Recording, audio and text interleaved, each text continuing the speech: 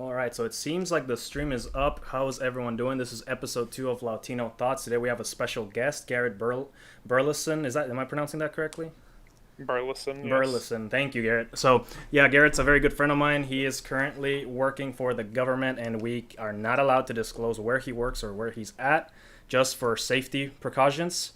So please, if you are watching this from chat, please don't be like constantly asking him what he does for a living. Okay, he works for the government, so I think he'd be a great contributor for today's episode, since today it seems like the country's going mad a little bit, and with all these overwhelming like sources of news, it's kind of hard to come by what's true or what isn't, or what are some of the major factors and causes. As always, founding member Abraham Cruz is joining us today to give us his hot take as well. Today's hot button issues are we're gonna be starting with the riots, because I feel like that is definitely something that we might want to do, that we might want to hopefully find solutions for. And then after that, we'll be talking about the different movements, Black Lives Matter, the police brutality, and just to see like how, like, if it truly is as bad as the media makes it out to be. And then of course, what is the government's part in all this? So finally, we're gonna be tackling some hot button issues. Um, any words you guys might want to say before we get started? No, just happy to be here and excited to have a very civil conversation about these topics. Yep, definitely looking forward to it. All right, awesome. So I would just want to go ahead and get started. And this is the information I was able to round up as of what is happening around the country. So again, we're going to be starting with the riots and the protests, right? So it was announced this morning that Secret Service had about 50 people harmed because they were rioting in front of the White House. As everyone knows, President Trump is hiding in a bunker currently, and I think they lit up a car on fire in front of the White House. And there's a lot of people that are just trying to get at Donald Trump currently. It is okay. So this next piece of information is alleged. There is apparently 7 dead people in Louisville. Is it Kentucky? Is Louisville in Kentucky? Did I get that? Louisville is in Kentucky. It's in Kentucky, yes. So it is alleged that 7 people are dead. Apparently because of all the riots, there's been a lot of looting, right? And all that looting leads to a lot of property being damaged, and people are exercising their Second Amendment rights to shoot on private property if it's being, they have a right to defend their property, right? So again, this one is alleged. I saw it, but I'm not sure if that's the case. But I would definitely believe it, because I know there are cases of people being killed in Minnesota and Los Angeles due to people breaking and looting businesses. Um, uh, Another hot take would be that a lot of poor neighborhoods are being targeted over all of this, which seems kind of bizarre, right? Because it's a lot of the low socioeconomic people is what this whole movement is supposed to be about. Yet a lot of low income areas are being like destroyed. And then finally, I just want to say that I don't know how this is related, but the CNN headquarters in Atlanta is just it's been vandalized to the next level. They have police inside the building. The CNN logo has been graffitied. It has a Black Lives Matter flag on the top. There's windows being crashed, people like shoving each other. They had to bring in the military, and they're showing like tear gas grenades, and they're also throwing chemicals. And I don't know if they're harmful or not, but just the fact that they're throwing these strange gas chemicals into the headquarters can put people's lives at risk. And that's just oh my god. There's so many instances of just the whole country going wild. So what are some opinions you guys have about that?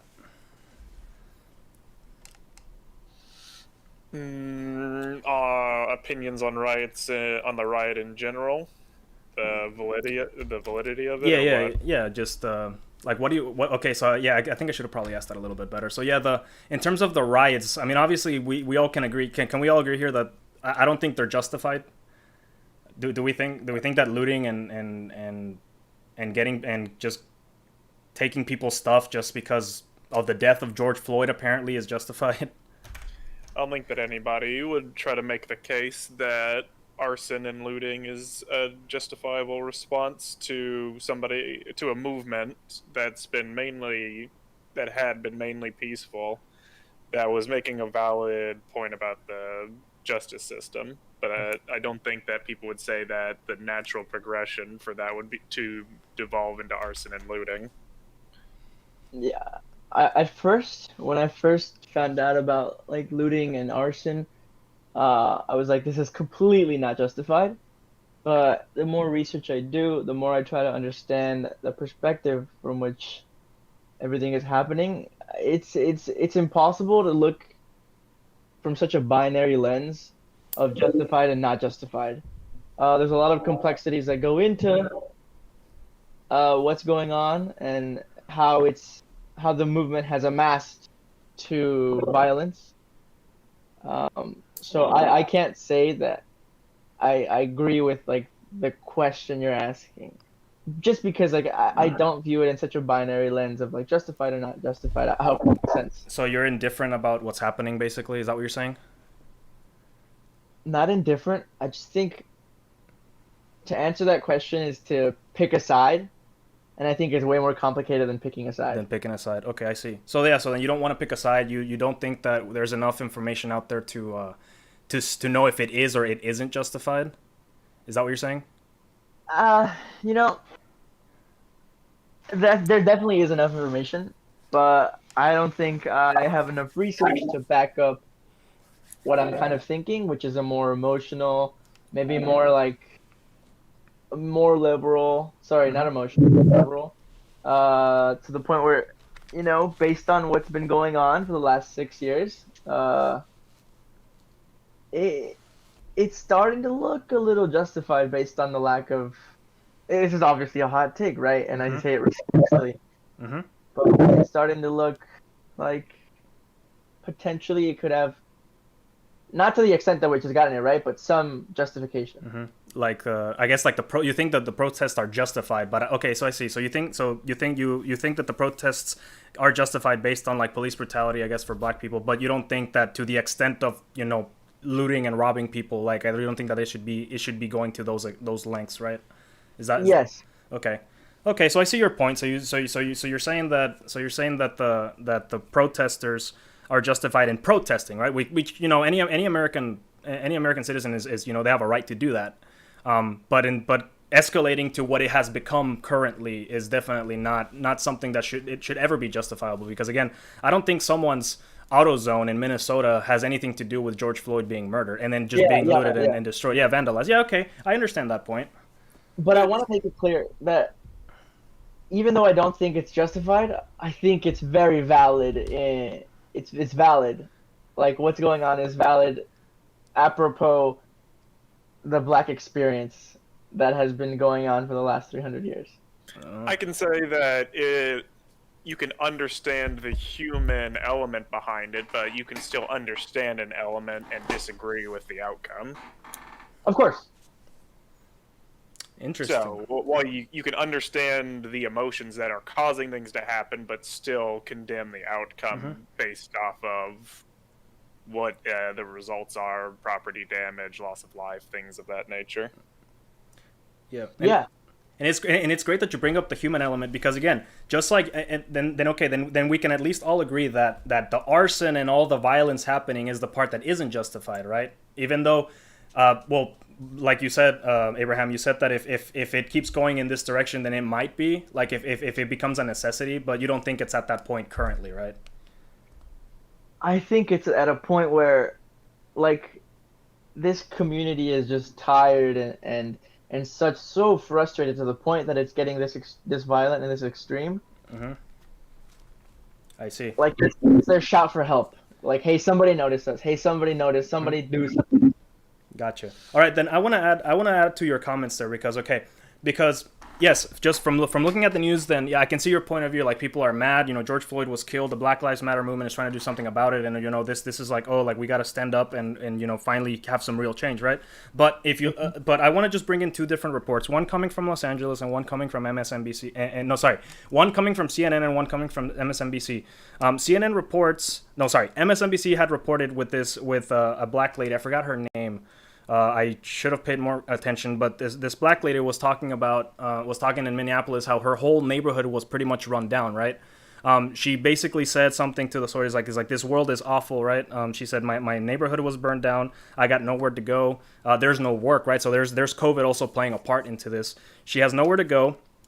And she said, I don't think George would have wanted this. I know his family definitely doesn't want this. They've actually come out and said publicly. And what's it called? And she basically said, yeah, George is in a better place than we are right now, and it's really because of the protesters. So it is affecting people that don't seem to, people are hurting about what happened to George Floyd, but there's still a lot of people that are also being, their lives are being disrupted by all of this. Yeah, there's other like confounding variables that are being affected. Mm-hmm. Yeah, it's the. I would feel that a lot of the looting has tend to be opportunistic, Mm-hmm. and when it comes to the places that can be targeted during looting, it'll be from places that are away from where the police are, and so that will tend to be these lower income areas, the areas that are further away from major protest points, because people aren't going to try to loot underneath the eyes of the police, but if they can get a decent distance away from them into a place that the police won't normally be covering while they're spread thin from the protest, it'll be easy for them to take advantage of it. Mm-hmm. So there's the opportunistic part of it that is causing it to harm a lot of these small family-owned businesses. Mm-hmm. All right, awesome. So now, I have a go ahead. question. Oh, go ahead. So I've been reading, um, and I want to make a clarification. A friend of mine commented on our podcast. He said it's not about.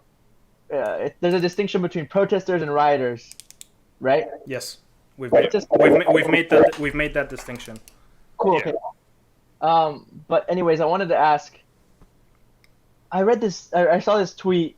Like, my social media has been blowing up like an exhaustive amount about what's going on, as is everyone's, I think. Mm-hmm. So this tweet reads, and then maybe we can discuss the implications. People are really upset about stolen goods when America exists solely because of theft. Stolen land, stolen black bodies, stolen labor, and stolen wages. What the hell do we think about that? Do the crimes of the past justify the crimes of the present? Are you asking, And or is that what you're saying? No, that's what I would say that the statement would boil down to, Mhm. and I would say that it's like truly throughout history there have been atrocities committed, but you can't often let them let you lead to a new atrocity. Mm-hmm. But Just what if because those atrocities in the? Sorry, I didn't mean to interrupt. Sorry.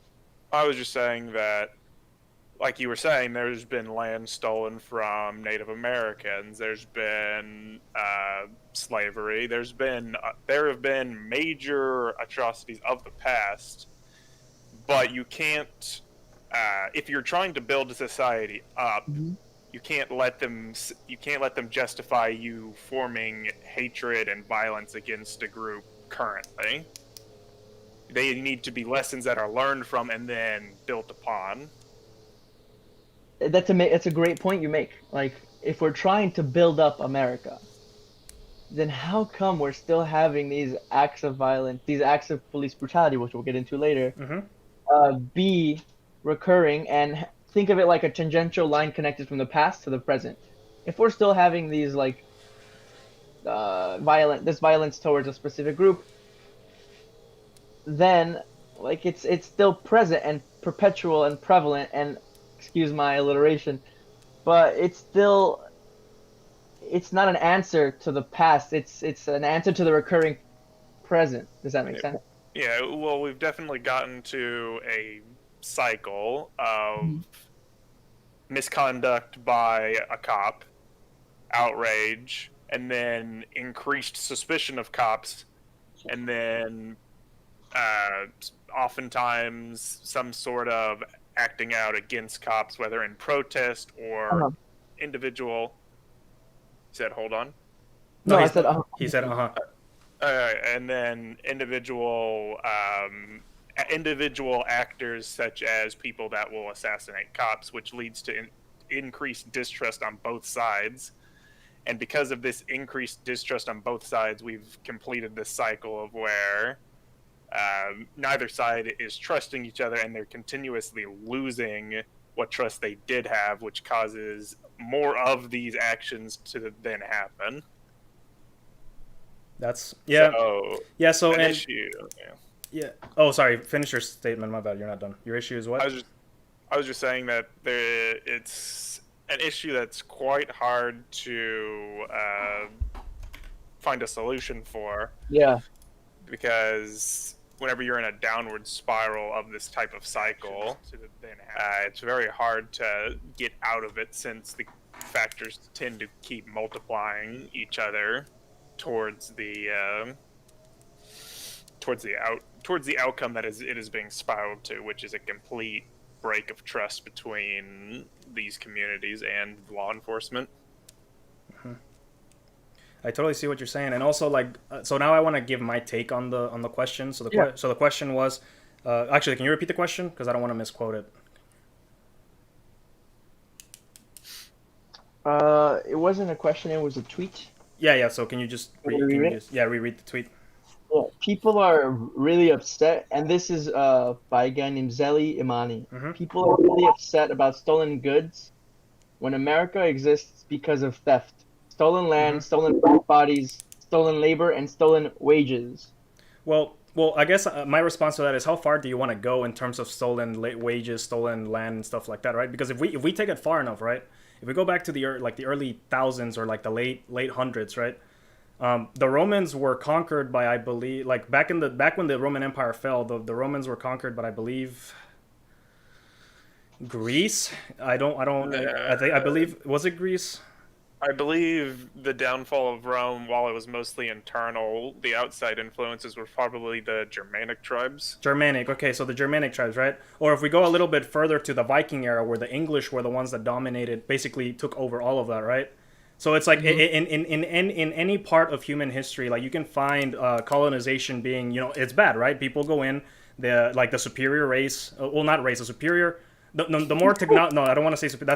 Don't quote me. I did not mean to say that. Not the superior race, but the more technologically advanced. That's a better way to put it. The more technologically advanced race usually will dominate the other, and then also numbers, right? Because we can't really say that when Christopher Columbus rediscovered America, and he went back, right? He told the Spanish people what he had found, and then everyone kind of went crazy, and then you started sending armies over, right? Well, I mean, it's already been established about 90% of the Native Americans died to unknown diseases, to diseases that were unknown to them, right? So, and then the rest they just pretty much kind of conquered and then took over, right? But then from conquering and taking over, then the way that America came to be, if we're looking at the United States, is it was actually kind of by accident, right? Because usually a lot of the old ways of governing were like monarchies, where it was like a very centralized form of government. But when George Washington was asked if he wanted to be a king, or if he wanted to be called His Highness, I believe he said, no, just call me Mr. President. And then him, Thomas Jefferson, and the founding fathers believed in a decentralized form of government, right? So again, and then again, before that, Get to the point, George. yeah. So getting to the point is, like, no matter where you go in history, anytime someone colonizes somebody else, there's always going to be some form of violence, right? So if the justification, so if what happened in the past led to the country that we have now, which is a very free and very rich country, I really think, again, I don't know if justified is the right word, but I feel like it's going to happen again and again unless we can reach a point where the world can be civil. If that makes sense. Like, I guess my point is that no matter where you go in history, there's always going to be a stolen something, or some people conquered other people, and so on and so forth. Yeah, there's always going to be commodification. Mm-hmm. Yeah. You're right. Yeah, like, your point is valid. There's always going to be a winner and a loser, but I think this is a case where the loser is tired of being commodified, and just wants, like, some recognition and awareness into like the reality of it. Well, I guess George Washington had slaves, dude, and remember. Mm-hmm. You forgot to mention that part. Oh, well, George Washington had slaves, but he didn't want them. That's also true. He did not want the he didn't want the slaves. Doesn't matter. Intent is not the same as impact. Well, again, when you live in a democratic republic, which is what we live in, it's what the people want, not what one person wants, right? So, I mean, right now, what is it? Marijuana is legal, but you can still do it, right? Just like you said. Now, again, it's totally different scenarios. I'm not saying that smoking pot is like the same as slavery. Of course, it's not, right? But again, it has to, like, when you live in a republic, then it's basically has to, like, the way that you move forward is with the people, right? So at the time, people didn't want to give up slavery because that's the way of life that they had, and it sucks. But luckily, in 1965, they were able to rectify it, and Abraham Lincoln did, and it led to a war, and a lot of people died. But people they fix their wrongs later.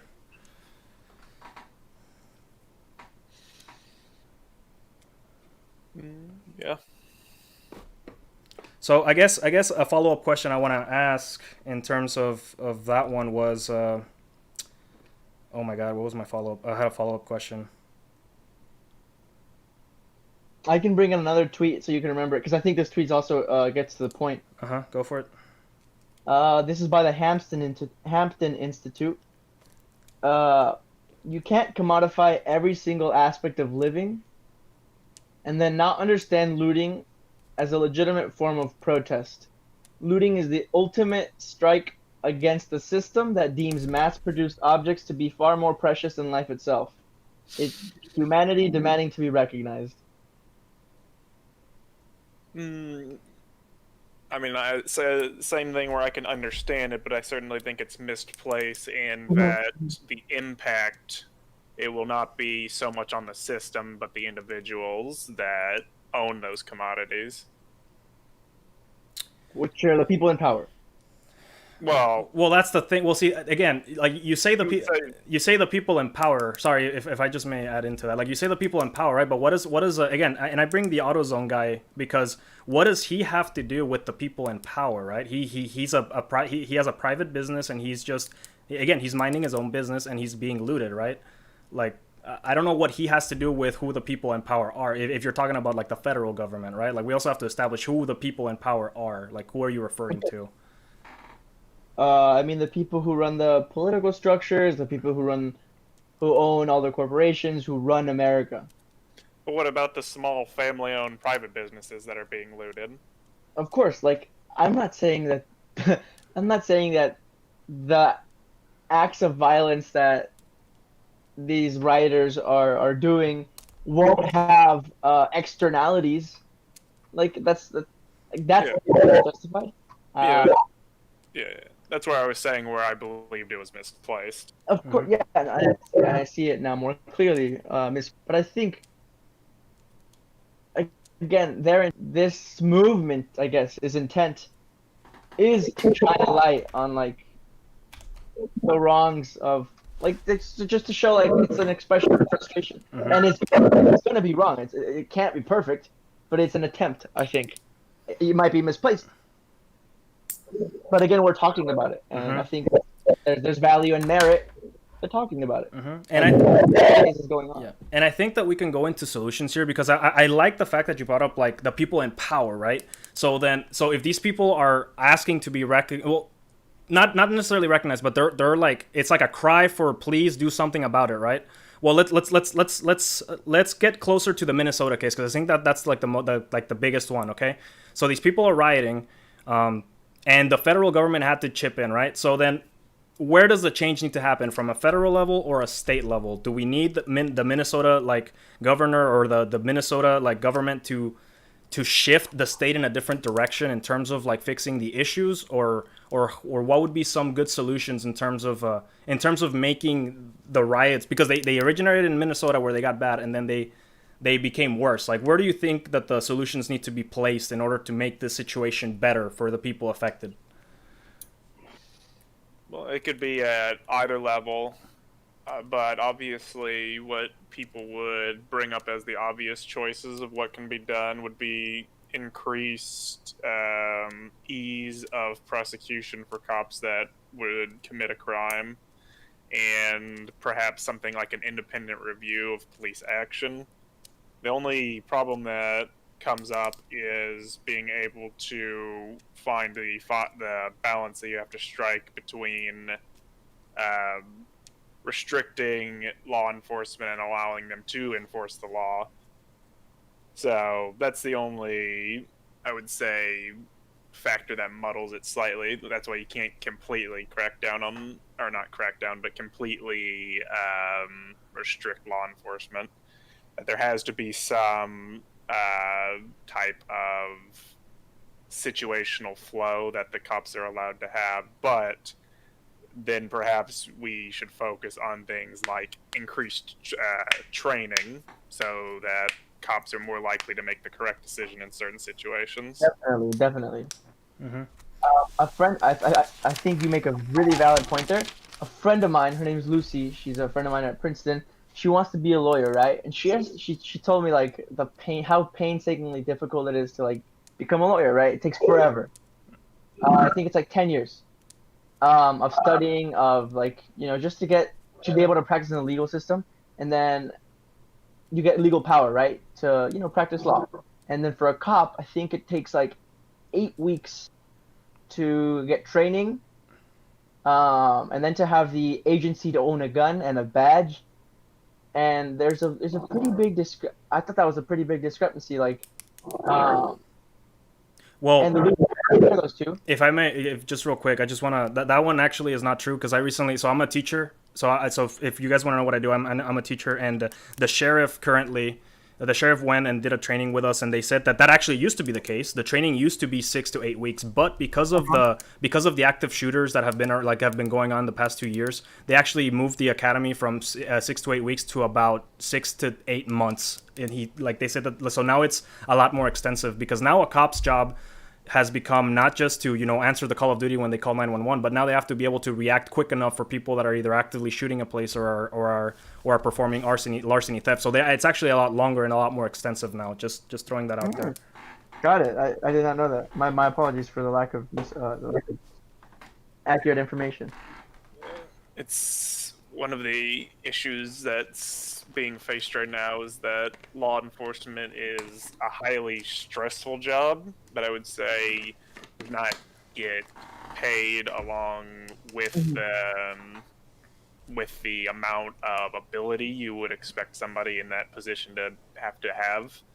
So whenever a job is lower paying, there are going to be not as many qualifications, and in a position such as law enforcement where a poor decision can lead to a far worse outcome than most jobs whenever they have poor qualification or whenever they have mistakes, the lowering of the qualifications is an issue. So you could try to point a solution towards paying law enforcement higher and then proportionally raising the qualifications that it would take to become a law enforcement officer. Do you think that would deplete the supply of police officers? Yeah, that's definitely.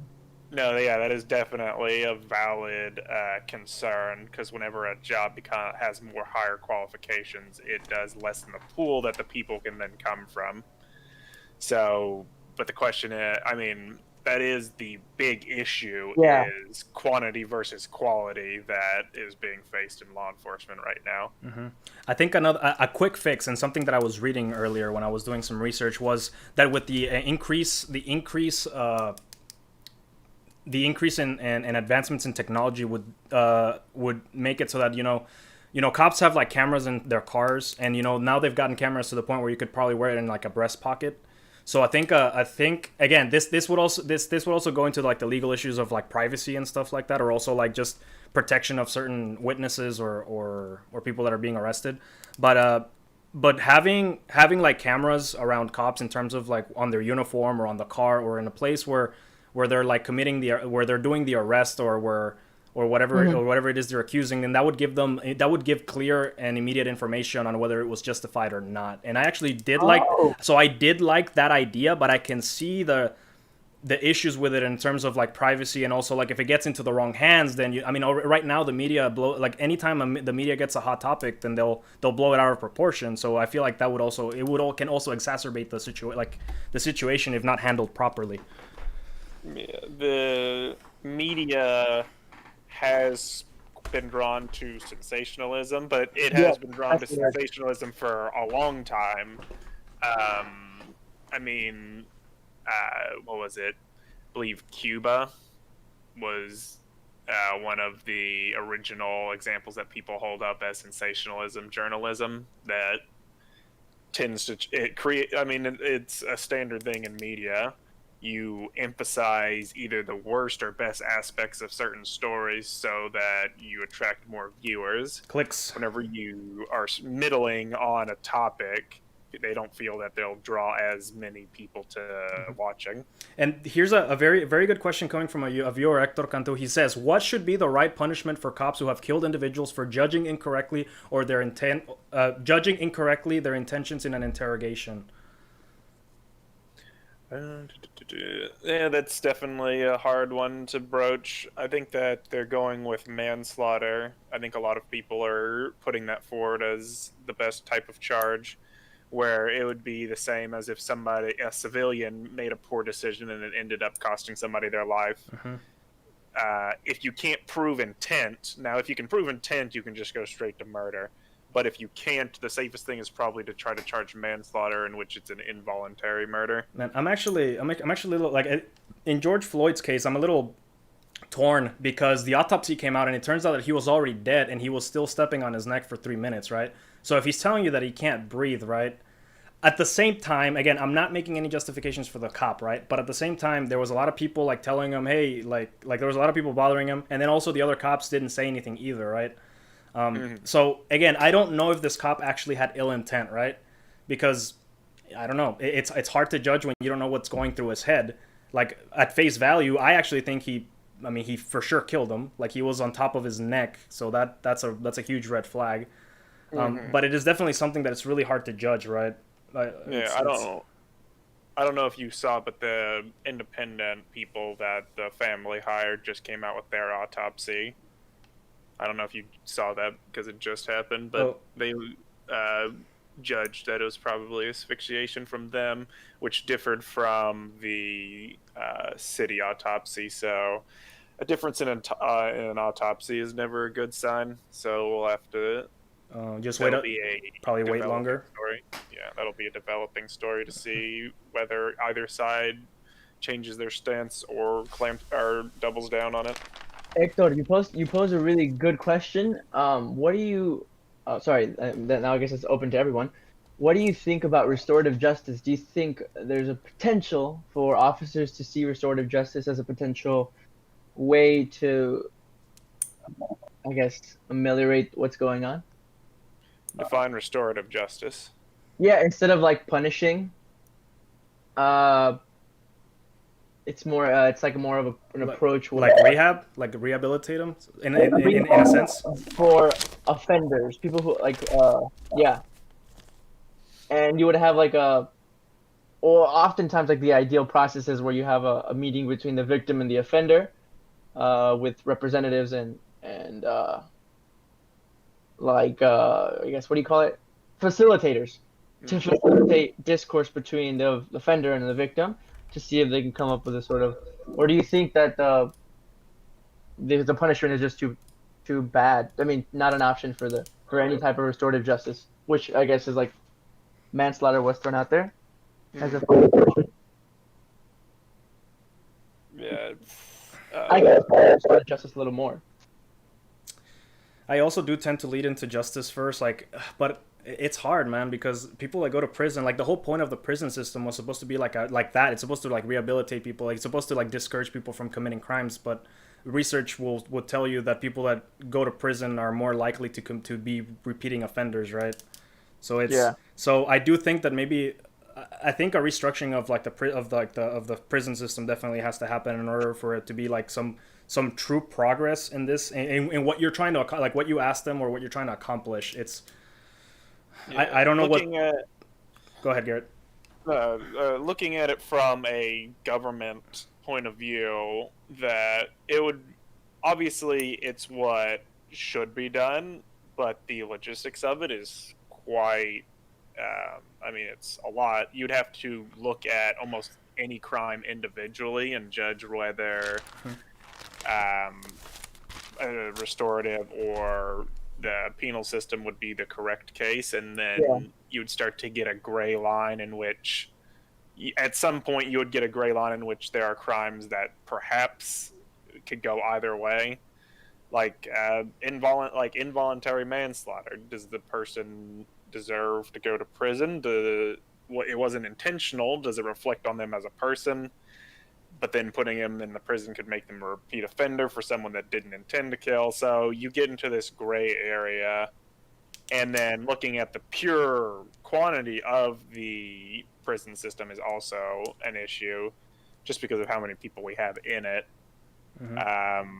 So there's definitely a logistic side to it that restricts what can be done immediately, which is, I mean, that's the issue that governments often have, is that you have ideals that are obviously good ideals. I don't think that many people would complain about having green energy.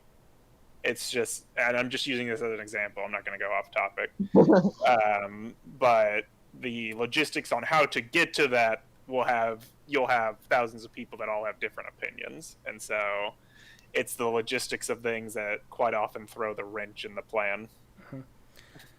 And I think we've transitioned nicely. So we haven't found a solution to solving this riot crisis, right? Because it's pretty crazy. It's pretty nuts. It's pretty big. Yeah, it's pretty huge. But I think we have transitioned nicely into police brutality, because now we're talking about how can we reform. Well, I don't know about reforming the police system, right? But maybe like seeing more of like does the punishment fit the crime, or if what's happening is truly justified, right? So I want to bring one case, okay? One specific case from, I believe it was like 4 years ago. So I don't know if you guys saw this, but if you look up Walter Scott, he was an African American male, and I don't know if it was CNN or MSNBC that showed this story, but the story read that he had a broken taillight. A cop tried to arrest him. He resisted arrest, and then he shot him. And in I think, if for those of you that maybe don't remember this, in 2016 or 17, it was a black man with a teal, like a sky blue shirt, who just ran, and then he got. Right, you're watching that one, okay? So if you actually read into the police report there, it turns out that in the report and in the autopsy, it was also shown that that Walter Scott was actually he hadn't paid his child support, right? So when the cop actually pulled off his record and he saw that he was like missing stuff for his family, he became afraid to go back to prison, and he actually through DNA testing, he actually reached for the cop's stun gun, right? Like he was trying to like basically taser the cop and run away. So again, we go back to sensationalism. The cop, I believe, was fired because of just the negative press that was there. But if someone is pulling out anything from anywhere and he's like resisting arrest, as a cop, you have two decisions to make. If he happens to take out a gun and you're waiting for him to do something dangerous, then that may cost you your life, right? So when he immediately started running away, I don't think that the right call should have been to shoot him. But I can see from his point of view, it's like, oh, he runs away and then he can maybe hurt someone because I read the whole report, and it was nothing like the actual story. The officer was also charged with murder, right? So again, what is it that the Black Lives Matter movement is trying to get to, right? Because if Walter Scott's in prison, he was charged with murder, and it was specifically murder, so he's going away for a long time. Then do we really have to make it a bigger deal than what it was? You know what I mean? Because again, sensationalism is exacerbating the problem. I mean, the sensationalism is leading to generalizations, and that's what's causing an issue, I would say. And that people on both sides are seeing the worst aspects of both sides, and then applying them to the entire other side. And that's leading to increased conflict. I would agree with that. Yeah. Yeah. So then police brutality. So Abraham, I remember I heard you say something that is like, oh, it's like because it's been such a long time. It's been such a long time that these people, like again, like black people have been targeted, right? Or they've been like wrongfully killed or anything of the sort. Do you really think? Okay, that's not. I don't want to ask it like that. Do you believe that the situation is getting worse? Do you think it's about the same, or do you think it's getting better? Police brutality? Yeah, in terms of police brutality, I guess specifically with African Americans. I think because we have more access to technology, we are privy to a lot more that goes on, as opposed to, the technology we had in the past, the video, the access to records. Maybe it's seen more in the limelight now, So it may feel like it's getting worse, but I don't know. I don't have enough information to compare. It could be the same. It could be worse than it was before. Does that make sense? Yeah, yeah, yeah. What about One thing I want to mention is like I don't know. I keep thinking back to the prison system and how I can't give you an exact percentage. I'll look it up. How many African Americans are in the penal system? Oh, if you look at if you look it up by races, give or take 50 to 55%. Like about half of all prisons are about half or a little bit more than half of people in the prison system are African Americans, give or See take. that like I don't know. Like that guy there has to have some merit to further exploration. Um, and I think I don't know. Trends in incarceration are a what would you say? An outcome. I can't find the word. When you have an experiment and you have like another outcome that you didn't expect. Mm-hmm. Oh, I don't know. like a social experiment, sort of. They're a subset of the reality of the black experience in America, The and black which experience. goes back to police brutality. Interesting. Garrett, any thoughts? I mean, I don't really. I mean, if we're talking systematic, it's just a hard thing to, I would say, analyze. Yeah, So it's hard to put down anything, any thoughts down that aren't, I would say, generally well known. Uh, so it's more, yeah. Whenever you generalize that, it's hard to give an opinion because it's so generalized. Well, you know. Oh, my bad. It's 40%. It's about 35% white, 40% black, 21% Hispanic, and then the remaining 12% is a mix of the other races like, Asian, Native American, etc. So overall overall higher it's still like African Americans is higher. Is higher. yeah. Interesting. Yeah, And so like America, even if like just ignoring the fact that they do make up the highest percentage, America still has like the world's leading incarcerated population. Like I don't know, there's something to say about that. leading incarceration of in terms of what?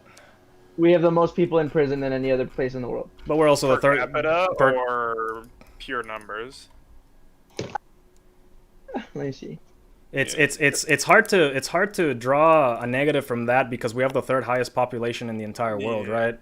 China doesn't Well, really yeah. China doesn't give us really accurate information based on Yeah. based on just previous information that they have given us. And India, to my understanding, is like the country's so small. Like oh boy, the country's so small. Like how do you? Again, I would have to look into China and India because those are the only two countries that have more people than us, right? So if we say that we have more people per capita, well, if you say that it's in comparison to the rest of the world, well, there's more people here than in a lot of portions of the rest of the world. So Yeah, it's the same thing with whenever you analyze the COVID numbers, that you need to put into perspective the population of the U.S. versus the population of the different European countries. also the It's, the availability of exams has drastically increased in recently. So And the fact that there are numerous countries that are probably concealing numbers just because we don't have a very open information sharing network with them. yeah, so I want to add some information and statistics that I got from various sources, and I will also quote my sources, and I will give them to you if you want them specifically, but just for the sake of time. From 2015 to 2019, I can't talk about 2020 because it's the year's not over, and also because of what's happening, the numbers might be drastically worse just because of COVID and just because of all of like the craziness that is going on. But at least from 2015 to now, the numbers have actually been getting better across the board in terms of overall like homicides and violent crime happening. Even though, contrary to popular belief, it's actually people would think that it's getting worse, right, because of the Trump derangement syndrome. But according to the FBI and according to the what's the name of that? The gun survey. What was it? Gun survey. I have it. Hold on. It's in one of my many gun survey of statistics. At least year after year, murder has been declining steadily, right? So from 2016 to 2017, it decreased by about 6.3%. From 2017 to 2018, it decreased by another 5.1%. And then from 2018 to 2019, it decreased by about 3.5%, right? So homicides overall, like murder, has been dropping across the U.S., even though, again, this is why I think sensationalism is not a good thing, because the numbers don't actually give the whole story, right? Especially with just how media has transformed. If you notice that there's a lot of more independent news sources out there, so the competition's a lot bigger than it was just 5 to 10 years ago. So you need a hotter and hotter story in order to get people engaged in your information, right?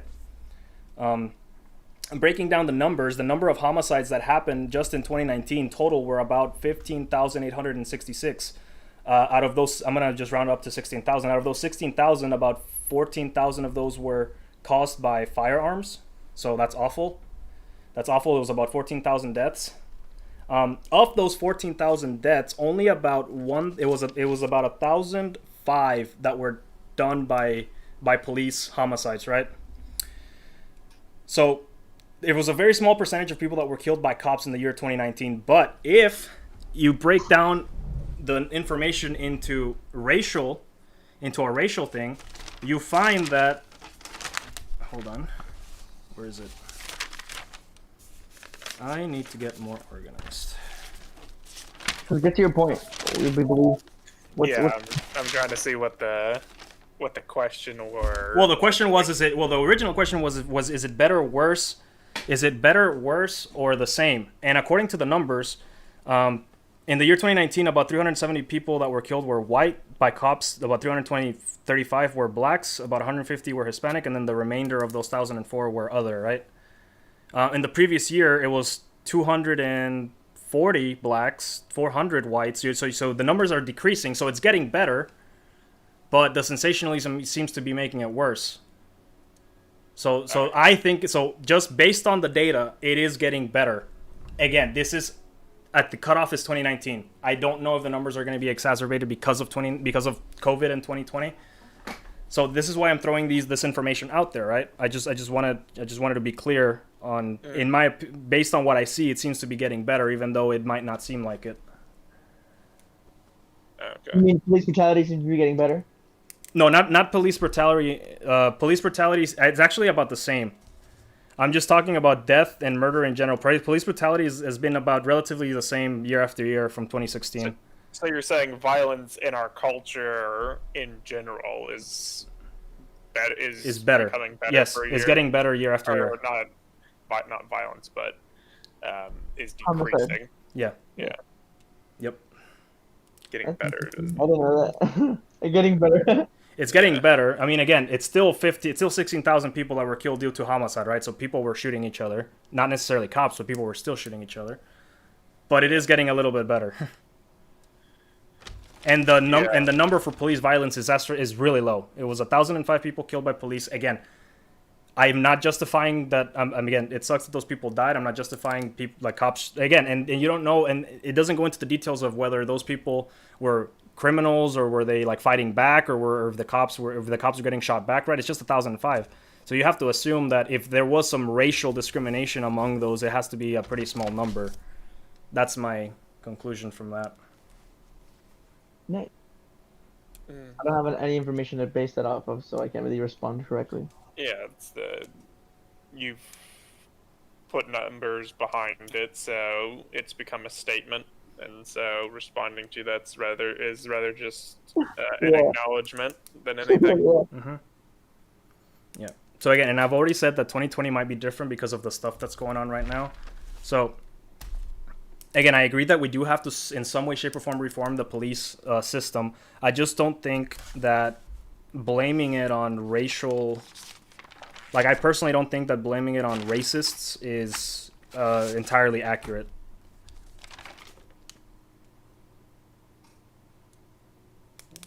Yeah. It's probably accurate. Mm-hmm. So Like I said earlier, I don't have enough information to yeah, Yeah. say anything yeah. like this. Let's Now, move on. yeah. So now, interestingly enough, in this finding, I did find there was a publication that was published in 2016 by Roland G. Fryer. He's a professor at Harvard, working in the humanities department. That was recently updated in 2019. That showed that there was no evidence that blacks were being killed more often than whites by police in terms of like in terms of lethal assault, right? So when you talk about lethal, you're talking about tasers and shooting, right?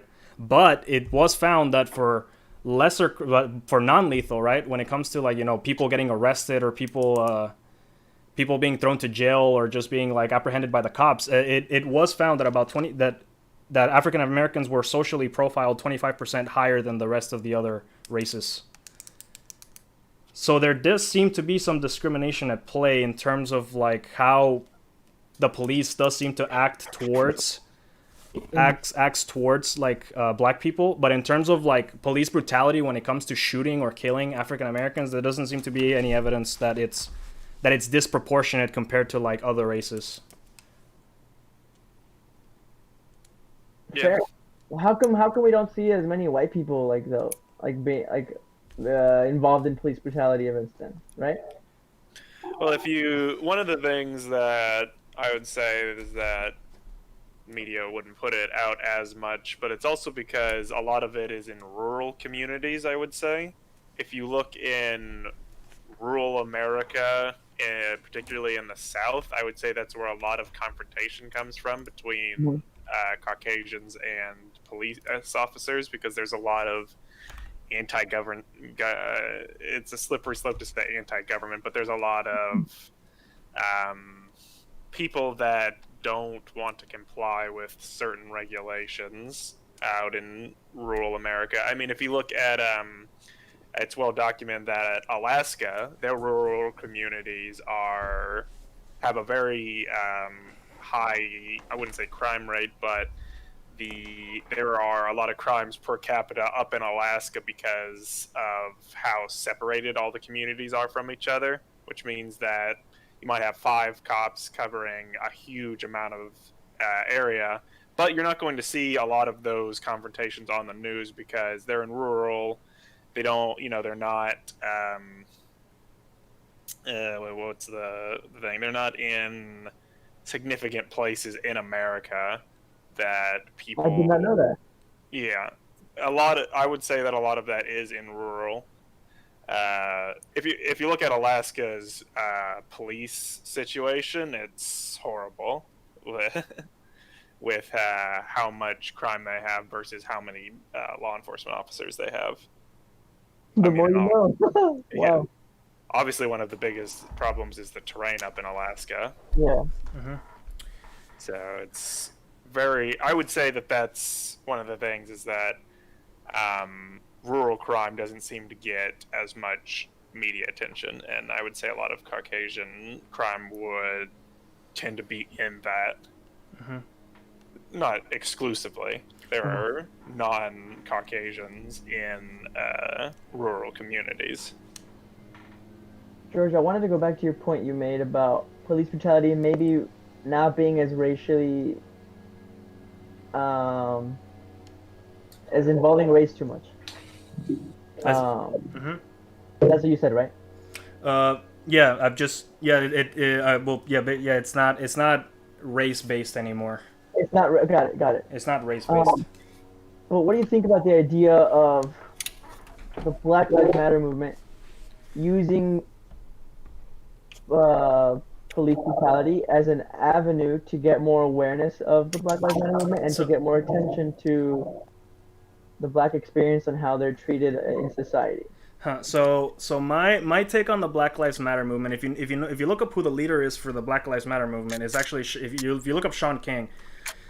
I've looked at the man. He claims to be black, but he doesn't look very black. Like, I'm just gonna say that. My opinion on the Black Lives Matter movement is, I'm not saying that black lives do not matter. I am not saying that. I don't think that any cop killing a black person is justified ever, unless the black person is trying to inflict some harm. But the Black Lives Matter movement, like as a movement, like people that are cash tagging it or people that are claiming to be fighting for for African Americans, I don't think that those people are actually doing what they say they're doing. Because if you look at a lot of the protests that are happening right now, it's a lot of white people actually that are like destroying a lot of these places. Like if African Americans were truly pissed, then why aren't they coming out to like speak up, right? And I'm not saying that there's none, but there's a very few amount of people that, like African Americans, that are actually out and about and being pissed. And it also doesn't help that people like LeBron James and recently John Boyega are saying that black people are being chased down like herds, right? Like they made the claim that anytime anyone goes outside, the cops ready to like run down and shoot you. That's just not true, right? I think it goes back to the whole sensationalism. I do not think like I think that what they're doing is more of a publicity stunt, and one huge proof of that is Colin Kaepernick. His career is Garrett. You're very big on football. Would you say his career is pretty much down the drain? Unfortunately. Well, yeah, especially after the last thing that he did. I don't see him coming back to the league anytime soon. So as a football player, he was pretty done, right? But as soon as Black Lives Matter comes in, he's getting Nike sponsorships. He's being kept on a team for the publicity. Like, you look at all of these things that are happening to him. Like, he's making tons and tons of money over the death of Trayvon Martin, right? Which, you know, I won't comment on Trayvon Martin because I feel like I'll drift into a tangent. But I don't think that Black Lives Matter is actually doing what they're claiming to be doing, right? Because if they truly cared about African American lives in terms of like the black people dying, if we go back to the homicide rates, most of the homicides are actually done by black people, but it's actually black on black violence. Like most of the deaths of black people are by their own people because of gangs and stuff like that, right? And I don't think I have seen Black Lives Matter once talk about stuff like that. And then when someone like, again, I'm going to bring someone like Kanye West, who isn't part of the Black Lives Matter movement, actually brings up points like those, people don't seem to bat an eye, right? So to me, the Black Lives Matter movement in itself, it seems like a publicity stunt more than an actual movement. Aside from what you think about the Black Lives Matter movement, do you think that there exists systemic racism towards black people? Systemic? No. Like okay, actually no. Before I answer that, what do you mean by systemic? Give me your definition of systemic racism. All right, let me look it up for you. You want the textbook definition? Well, the textbook definition of systemic racism is that there are laws or institutions in place that are actively keeping African Americans from succeeding. That would be the definition of institutional racism. If we're going by the textbook definition of institutional racism, I do not believe that it's real. And again, I always bring proof and facts here, because affirmative action is still a thing, and this is something that we touched on the last podcast. If affirmative action wasn't a thing and everything was truly equal, then man, it's hard to say, right? Because people will say that affirmative action is justified because the black people need it, right? Well, if they need it, then how can you say that they're being oppressed, right? If they're actually getting help from the government and from institutions, actually, I don't see how you can make the claim that there is institutional racism. For, again, textbook definition, right? That's why I had to ask you what you thought that was, because some people might say something different. That's fair. I also meant like systemic, not institutional. I said systemic racism. In regards to like privilege in America, and how certain identities in America do have a lot more privilege than identities. Sorry? Did you say identities or races? Identities. Identities have more privilege. Okay, yeah, I'm just making sure I'm hearing it right. Yeah. Identities, which can be races, categorized by race, have more privilege than, let's say, a Latino or an African American. Yeah, I just think that it does exist, just by virtue. For example, let's just talk about some really, really, really, really basic ones. I think black mothers face the highest eviction rate. Even in looking for a home, if a realtor has the information that the person looking for a home is black or Latino, they're less privy to all the houses available. Um, or like look, just look up. Let's see. I'm trying to be specific because I don't want to just talk out of my ass. Go ahead, take your time. Garrett, anything you might want to add while he's looking it up? No, it's I'm kind of in line with what you said, George. Whenever I don't think that systemic in the way that I don't think that there are laws in place to keep races down. I don't think that that exists. But there are the different definitions of systematic, but I don't know those definitions well enough to say whether they'd exist or not. If you want to say, you know, you could put into the fact that historically the country had a lot of Caucasian families that had wealth, and that wealth tends to stay in the family. So going down the generations, you could say that the Caucasian population of America had a longer time to accumulate wealth inside of their family, because obviously the African American community and other race communities didn't have as long in America to accumulate wealth. So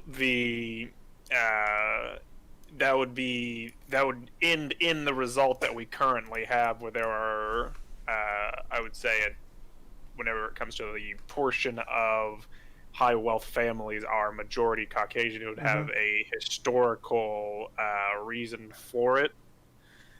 And, you know, whether that's, I wouldn't say that I'm not talking on a moral ground on that. I'm merely talking on a historical cause and effect.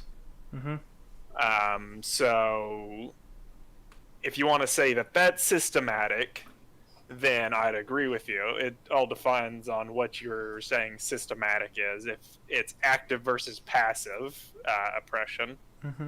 I guess maybe thinking a more passive. For example, things like the Tuskegee experiments in medicine. Are y'all familiar with that? No. Elaborate. Basically, I think there's a movie about it. Basically, a study of untreated syphilis in the African American male was a clinical study done in like I'm trying to see, like in the mid 1900s by the U.S. Public Health Service, basically trying to show that like there's disparity in health between races. I guess maybe that has to do with wealth, what you were saying right now. Yeah. But another thing, for example, is like the Great White Flight. I guess this is definitely passive and not like a law. Like where you have Caucasian communities going to suburbs and leaving, and making the suburbs like their haven, and then leaving the places that they aren't in like to deal with themselves, right? And like having the inner cities, pretty much. Yeah, inner cities. Or like George, you're a teacher, like Brown versus Board of Education, right? That shows racism in the Supreme Court, history of the Supreme Court. So I guess maybe going back and not maybe systemic racism, but definitely passive. I don't know if passive is the opposite. I guess I'll try to give my answer. I think I'm understanding what you're trying to say. So just like Garrett said, historically, yes, African Americans have had a rougher time. No one is denying that. It is definitely they've had it rough. I mean, until 1968 or 9, when Martin Luther King gave his famous speech, and then they finally put the anti-harassment laws. Finally, everything was pretty much inclusive to a T. You know, African Americans didn't really have a lot to go off. They didn't have a lot of things to strive for, and their options were pretty limited in that sense, right? So nowadays, of course, yes, white people definitely dominate in terms of like the Forbes top 500, and they have a lot of wealth. That is absolutely true. My only issue is that, well, not my issue. Like my issue is not with the fact that white people have so much money, right? Because historically they've been better off. So that is definitely a form of privilege, right? That you were born into wealth, and and because of that you have an advantage, right? You definitely have an advantage in that sense, right? I don't think it's inherently racist or in any way discriminatory, right? Because again, in order for someone to have wealth, that again, the wealth didn't come from somewhere. Again, generate, and I like that Garrett said, what? How is capital in America amassed? What do you mean? How is it? How is it amassed? What do you mean? How is it amassed? Like, how is it grown? People didn't come to America rich. Uh-huh. Well, through the free market, you start a business or you work, you save, and then you take a Yeah, risk. okay, that's capital. Yes, that is Capitalism. capitalism. Yeah, it's capitalism. That's how it How is works. capitalism started How was capitalism started? in America? How was it started? Well, back when the Racism. Sorry, whoa, not racism. Slavery. I'm sorry. it was yeah, the whole that the white people start like okay. So you're talking, yeah, I know what you're talking about. You're talking about like when there were slaves and they were, it was because of them that they amassed like in the plantations all of the wealth that they have, et cetera, et cetera. Yeah, in Jamestown. Yeah. It's et cetera. Yeah. So again, no one is denying that they have wealth, right? But I don't see how now. Okay, so is your question is today? Is it? I guess I don't. I guess you definitely have to ask your question because I'm not entirely sure what you're asking, right? Like, are we trying to help African American people here, or are you saying that it's unfair that that whites have more money than them? Like, what's the I'm question? saying the conservative view that an African American or a Latino or somebody that's not Caucasian can just pull themselves up from their bootstraps and that privilege is not for those communities. And not as much, not as much. It is for a certain few, right? You have your unicorns or you have your one single cases, but it's yeah, it's I don't think it's fair to say that you can just like an African American or a Latino can pull themselves up from their bootstrap based like in the America we live in today. Okay, so you don't think that an African American okay, so you're asking you don't think that in the America we live today, an African American or a Latino can pull themselves up from the bootstrap and be successful. Okay, so when we talk about success, are we talking Jeff Bezos successful or just enough to live a comfortable life? I guess just enough to live a comfortable life. Live a 'cause comfortable life? Then nobody- I strongly disagree with that question because again, because now you just clarified that it's just to make a comfortable living to live, right? Well, here's the first thing that I would say to that. So you just mentioned that the inner cities are like a shithole, right? That's where all the African Americans are dealt have to live, and that's where they're dealt. That's kind of like where they're stuck at, and then the rich white people are in the suburbs. Because yes, that is 100% true. What you said there is spot on, right? Well, my thing would be is like okay, well then how do we fix the inner cities, right? Because in the inner cities is where the highest rate of crime, the highest rate of violence, the highest rate of incarcerations are happening, and most of the African American people and a lot of the Hispanics are in those areas, right? So then the question becomes, how do we get them out of that situation in terms of like again, because pulling yourself out from the bootstraps in those places is really hard, right? Because if you live in somewhere like New York and you're trying to make it big, that's just not going to happen, right? But to answer that question in terms of like, but then to answer the question that they can't do it, I really think that they can, but it is definitely harder for them, but not because someone is oppressing them. I think it's harder just because of the situation that they were born into, right? Yeah, I would say, is it a good thing to ask yourselves would it be harder for a non-Caucasian versus a Caucasian to end up in the same place starting at the same economic level? So would a poor white person and a poor black person, given the same set of starting circumstances, have either a greater or lesser chance of attaining the same economic status? Definitely, that's a great. I'm so glad you posted like that. Thank you. Definitely, I think an African American would have it much difficult. Even if they're like white person was poor. I disagree because of affirmative action, and I'm gonna keep bringing up affirmative action.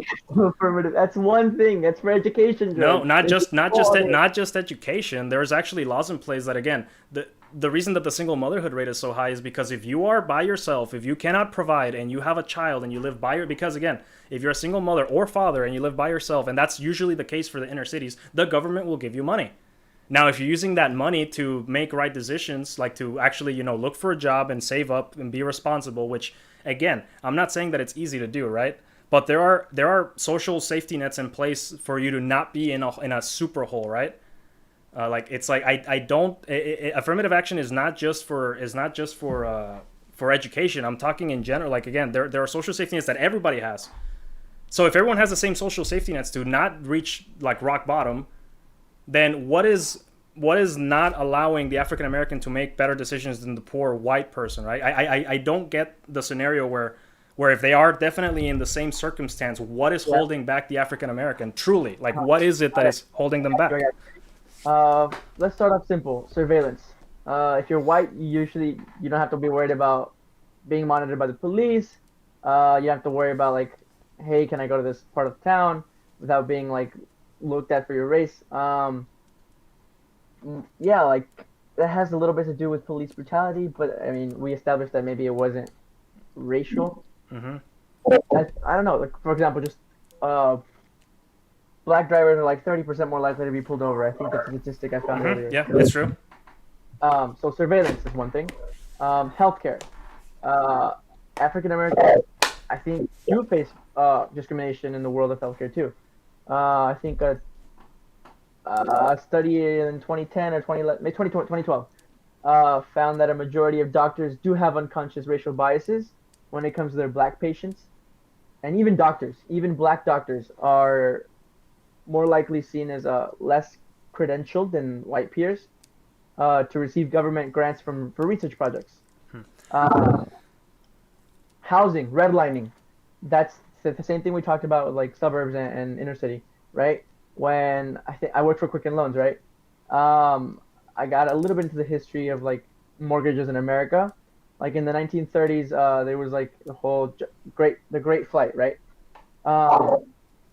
Certain parts of a city are ranked, like these neighborhoods are ranked, giving like specific sectioning off for different races based on your wealth. Sorry, I guess based on your wealth, but I guess who established that? Who established those things? Homeowners Loan Corporation. Okay. Thank you. So the thing is that it seems that all of these things that are pressing are pretty much human bias, correct? Yes. So, and the things that are helping tend to be things like necessitating diversity and in both workplaces and education, right? That would be, you could debate how effective it is, but that would be what is attempting to help. Sure. The type of diversity laws, Yeah. affirmative action, stuff like that. So the government seems to be taking the actions that are helping, and it's the unconscious human bias that seems to be going against it. Yeah. So the anger towards the government is that I'm just trying to look at it is that are people thinking that the government hasn't done enough, but are they saying that the government has to fix the unconscious human bias? Because I don't think I ever mentioned like anger towards the government. No, I was saying for the protesters. Got it. Because that's the original topic that we were going on. Of course. So, in my head, I'm thinking, so are the protesters expecting the government to be able to change the unconscious human bias? And if so, that's asking a lot. Yeah, it is. No, it is. And I'm not saying it's wrong for them to ask for it. I'm just saying that, it's going to boil down to how much can the government change the way that people think if the situation as you have described it is the situation in America. Which you don't. With the unconscious bias being the major factor from stopping economic success for non-Caucasians. Yeah. So I was linking it back to the topic. Thank you. That was good. That was really good. Thank you, Garrett. Mm-hmm. So I'm not willing. A way of changing the unconscious individual bias. See. Now that when you say it like that, conscious individual bias. Well, I can make plenty of cases where there are doctors and police officers that are just not biased at all, right? Even just like African American cops themselves, right? Like that's a really hard thing to.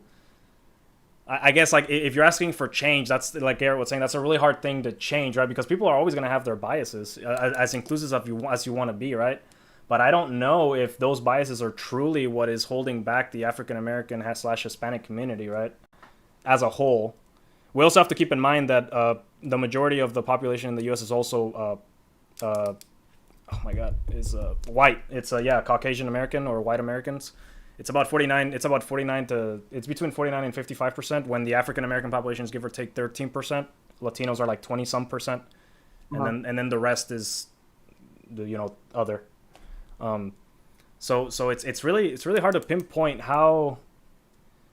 Like I can't come up with like I guess a way to get rid of inherent bias, right? Because again, that, like you said, it goes from an individual to an individual case, and usually, even when someone is in the, like, even when a cop is in the right, it's actually more like, even when the cop is in the right when he shoots, like, let's say an African American, that cop is more than likely going to end up in prison or like fired because of the media and stuff like that. It's like I'm trying to see where like African Americans are being super discriminated when everyone seems to be on their side in the modern age.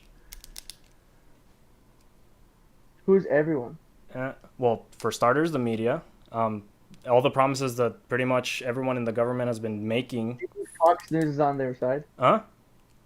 Do you think Fox News is on their side? Is on their side? Well, I don't know. I don't know what the opinions of Fox News are. Even though, just because I'm a conservative doesn't mean I watch Fox News. No, I'm not saying. I don't know, but I know that 93% of 93% of mainstream news outlet tend to be very left-leaning, and almost all of them are on their side. If not, all of the news over George Floyd wouldn't be a thing currently. Like, people wouldn't be making it as big a deal as it actually is. And that one's true. About 93% of people are moderate left or very left-leaning. Very left-leaning. Fox is one of the very few moderate right, because they're not full-blown conservatives. They have actually liberal speakers in their network. All right. So where does this lead us in the conversation? I don't know. Everyone. Yeah. Like, I don't know. I don't know. Like my view on. Okay, so I guess if we go back to again how African Americans can like move forward. I don't know. I think a huge culture change has to happen within them, because the Harvard study that I read. Huh? Within them. Yeah, it has to change because this is kind of like this is a very vicious cycle. So the Harvard study by what's his name again? Yeah, the Harvard study showed also in their conclusion that there is no inherent biases between police officers. Like, they'll be more cautious in terms of like arresting an African American, right? But they also statistically have they commit most of the crimes in the United States. So I feel like that one's justified. But in terms of the reason that they're committing those crimes, it was also stated that because we live in a society where we believe that black people are being hunted down, where Black Lives Matter say that African Americans are being oppressed. Well, think about it. What do you do when a 5-year-old is just starting out, right? A 5-year-old black kid is starting out, and already from the get-go, you're already telling them that they're gonna have a very rough time growing up. It's gonna be bad for you. Cops, like, you're not gonna trust cops, right? They're already telling you not to trust the cops. That everything is unfair. That if you go to college, you're probably not gonna succeed, right? It's a very negative message to be sending them, instead of like actually trying to fix the issues that are plaguing them. Fair. I think going back, just to like put a final thought on like the police force. Mm-hmm. A professor at Princeton, her name's Kianga Yamada Taylor. She spoke with NPR like a couple days ago about what's going on, about like what sparked like the protests around George Floyd's death. Mm-hmm. And basically, her thesis, I guess, was responding to like what the governor of Minnesota was trying, like what he wanted to do was like, he was like, okay, let's rebuild a relationship between the police and then the communities that are being affected by the police.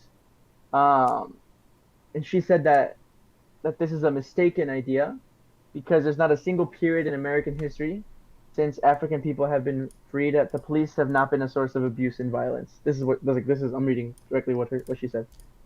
She says there is no golden age of policing in the U.S. that we can point to. I think that where there have been the kind of verbal commitments to reform have come because of incessant protests led by young African Americans, but the quality of the reform has been cheap. But yeah, what do you guys think about like that? Like the fact that we can't turn to a time in history when there's no golden age of policing in the U.S. Do you think that's true, or do you think that's far-fetched? Well, it is true, but there's always gonna be crime. Like not just among African Americans, just in general. If there was no crime, then there would be no police. Like if we lived in a utopia where nothing happened, then why would we need the Department of Defense or anything of the sort? You know what I mean? I feel like But then we've been protesting, right? Or there have been protests, not we. There have been protests, and that's kind of helped. And do you think maybe those protests could are the reason that we have such a like you said, the data you said earlier is we have like a lesser homicide rate or less. I mean, definitely protesting is a valid form of expression. I mean, that's why we've given it as a right to the citizens of the United States. First Amendment. Yeah, so there's nothing against protest. So I think that everyone can agree that protest can accomplish whatever goal gets set out, and it's a valid way to accomplish that goal. I don't know what the argument is, or what the question is. Well, going back to like, are these protests like? Well, no, your original question was, has there ever been a golden age of policing, right? Oh yeah. But that question, in my opinion, is like, I don't know. That's such a strange question to ask, because of course there's not, right? Because if there was no violence or any crime, then we wouldn't need the cops, right? But that world doesn't exist. No, yeah, that was rhetorical. Uh-huh. The point was like going back to like the justification of these protests. And where we started in. The current ones, I don't think so. I don't think that how they're being handled are definitely not justified. I would say that the feeling behind wanting justice for an injustice is fine. It's that if we're looping all the way back around, I'll reference what I said at the beginning, where I understand the idea behind it, but the execution of it, things like arson and looting, are what people would disagree with. Yeah. Or so we hope. Yeah. I think it's a good way to sum it up. Like a discussion. Yeah. So then I guess there's one more topic I want to cover just before we wrap up, because we've talked about, human bias, right? Okay, so that's not gonna change, right? I think, like, human bias isn't going to change, but at least in my head, right, I don't discriminate against anyone. I don't think anyone here discriminates against anyone, right? Because, Martin Luther King's goal was for people to be based on their character, not on the color of their skin, right? Like, that's obviously the goal we're trying to get to. And I think we've gotten I think it's gotten better for sure. I think there's definitely stuff that we need to improve on. I'm not going to deny that, but I do want to bring the government into this, right? But so the last topic that I have is how can the government handle these riots, or maybe like these injustices, right? Like, well, what is it? Because again, politicians will make promises. So let's analyze maybe what has worked or what hasn't worked. But I think what was said earlier is that, like, how much can the government actually do, though? Like, the protesters are asking a lot if they're asking for immediate change. Yeah. You can't change the inherent biases, like you said. Yeah. Well, that's assuming that's actually what the rioters want, right? Because they want change, but they're destroying CNN. Like, that's a little bizarre. You know what I mean? Like, but there's a distinction between the rioters and the protesters. We have to make that clear. Is there? Because all the places that are protesting are pretty much committing violence, like, across the board. I would say that there is definitely a group of peaceful protesters that are committed to what their call for justice.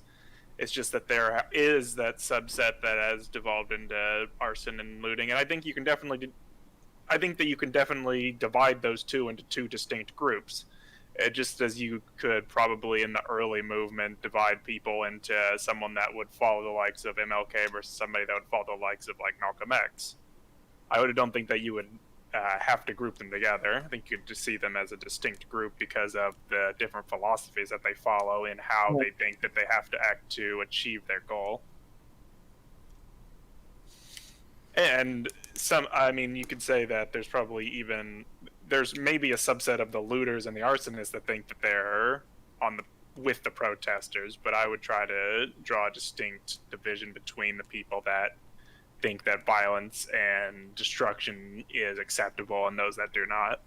It's a very slippery slope to try to put those two together. Yeah. And one thing I do wanna that's really relevant relevant to this conversation is I don't know. This is kind of like irked me the wrong way. Like Trump's tweets.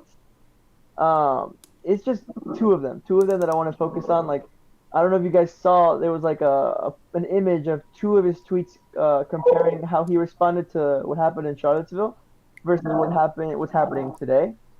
Um, in the Charlottesville one, he was like, "Oh, let's pay attention to these good people in a very positive light," and they were protesting, their writing. And then this one, he was like, once you start looting, we start shooting, and that kind of like irked me the wrong way because like I don't know, like Well, that gives me like a hopeless thing to look at. well, it's unfortunately it's true. When the looting starts, the shooting starts. Why? Because the property owners are defending themselves. Like that is actually happening. The fact that he's pointing out again, I'm not defending everything that the Trump says, right? Because he has some interesting stuff to say, right? But he's not wrong in that assessment, right? People are getting hurt, people are being shot, not by police, but by other people, right? Because again, if you had your own, again, you have entrepreneurial pursuits, right? What would you do if you're living wherever you're living and then all of a sudden they're looting your place, right? Wouldn't you want to defend it?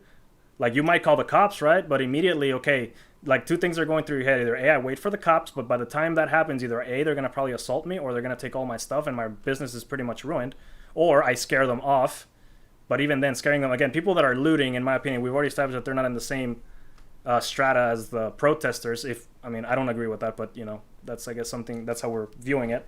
But if someone's like if someone just breaks through my house, I'm not thinking, oh, this guy just wants to steal some stuff. No, I'm in immediate. I feel like it's a threat. So, unfortunately, that is not like as much as people might hate that tweet. I have to say that is what is happening, right? Yeah, I mean, it could also Trump's probably also feeling personally threatened in the fact that there are people going after the White House, so he might react more strongly based off of emotion. I mean, the thing is that he probably feels like, why are people attacking the White House? Like, I'm not the head of the police union in Minnesota, things like that. Yeah. So he's probably feeling personally attacked, which whenever people feel attacked, they tend to lash out more strongly with stronger vocabulary whenever they make statements. Yeah. So that's probably what's going on right now. Like the protests and the rioting are like a visceral expression of just hate and rage and frustration from a community. So like, I don't know. Yeah. I mean, it's true. We're not denying that, but again, now we get back to like, what would be? I guess let's get to the how do we fix this, right? Like, whose fault? Yeah. Like whose fault is it, right? Like, well, we can put ideas forward, but if we could come up with a solution, we should be getting paid a lot more than what we are. That's for sure. But I mean, it was what I was saying earlier, where increased law enforcement training, quality versus quantity, better oversight, perhaps independent review, and the last one that I was saying, where it was perhaps easier to classify and then persecute officers that commit crimes. Maybe if we define what is allowed, what isn't allowed, but even then you're going to get, like I said, the law enforcement scene is a very fluid, reactionary, so it makes it to where hard defining what's acceptable and what's not acceptable is a challenge. It's just, I want to understand the rioters, right? Because again, The accusation for George Floyd was that he was forging bills, or that he used the forged bill or something like that, and that's what they were getting him for. Yeah, So he was committing a crime, right? a So the super low, like, white collar crime. well, Yes. again, yeah. So again, no, that's why. So I'm getting to that. So he should have gotten arrested, gone to prison. If he was charged, then whatever. He goes probably to prison for maybe a day or two, or unless it's like really bad forgery, or he has a history. I don't know what his crime history is. This case is way too new to make an opinion of George Floyd, right? But again, what the cop did was wrong, right? But then immediately afterwards, he was immediately fired. He was immediately fired. He was charged with manslaughter, and that means he's gonna do some. Huh? His wife also left him. Yeah. So see, that's the thing. So people are saying justice for George, and I feel like justice has been served. He got what he deserved, right? Um, so then so then all of this like lashing out and all of these like people being like angry, right? Like that's why I think that that's why I think that the protests are a little like I want to know what the root of it is, because I don't think it's George Floyd, because if they truly wanted justice, when I believe that justice has personally been served, right?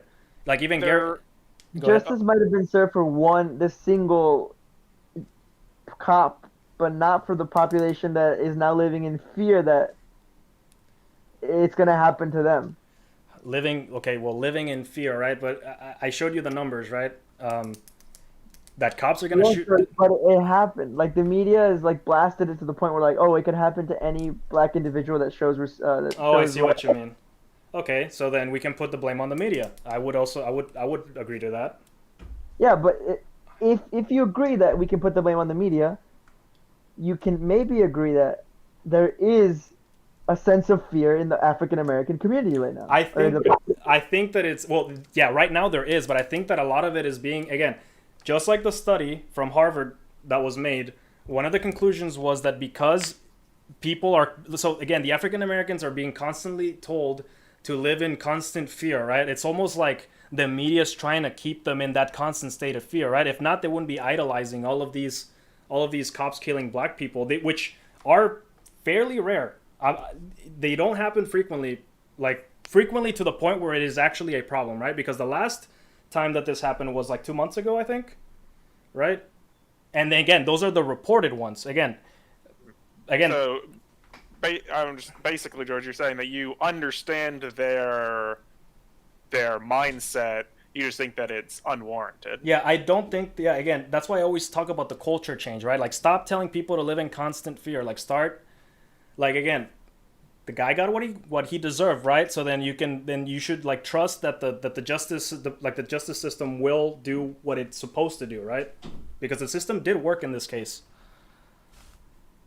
I think you say you're understanding it, but I don't think you really mean it. Because earlier, we were talking about how Trump might react. This tweet might be an exemplification of Trump's anger and lashing out because he's threatened, right? People are coming to the White House. But This you're saying he's threatened by black people, because that's the implication you're making. no, he's threatened. Like his safety is threatened by people coming to the White House. These rioters coming to the White House.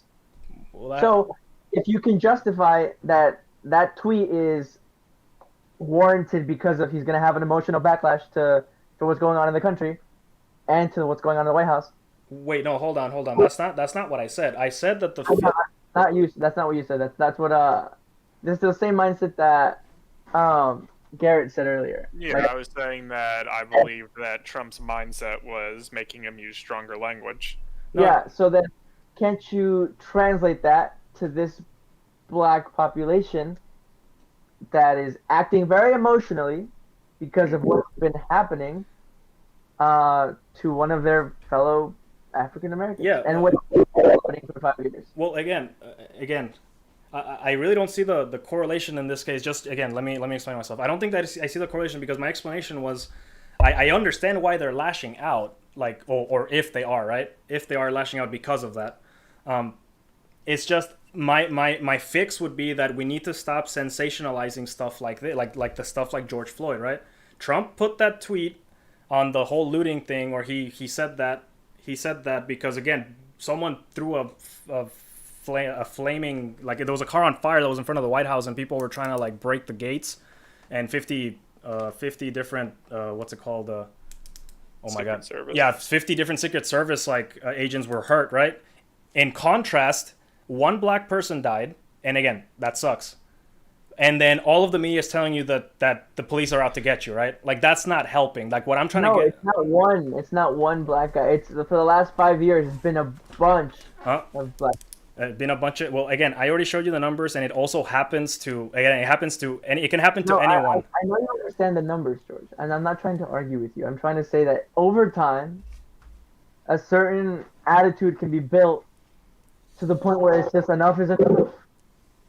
And the only way that this population or this group of writers thinks that they can lash out and get a recognition, actual recognition, is through this Recognition for what exactly is what I'm trying to understand. This shit's wrong. Like something has to happen. Yeah, but it's the same thing where it's understanding the thing and disagreeing with the actions being taken. Yeah. Because Yeah.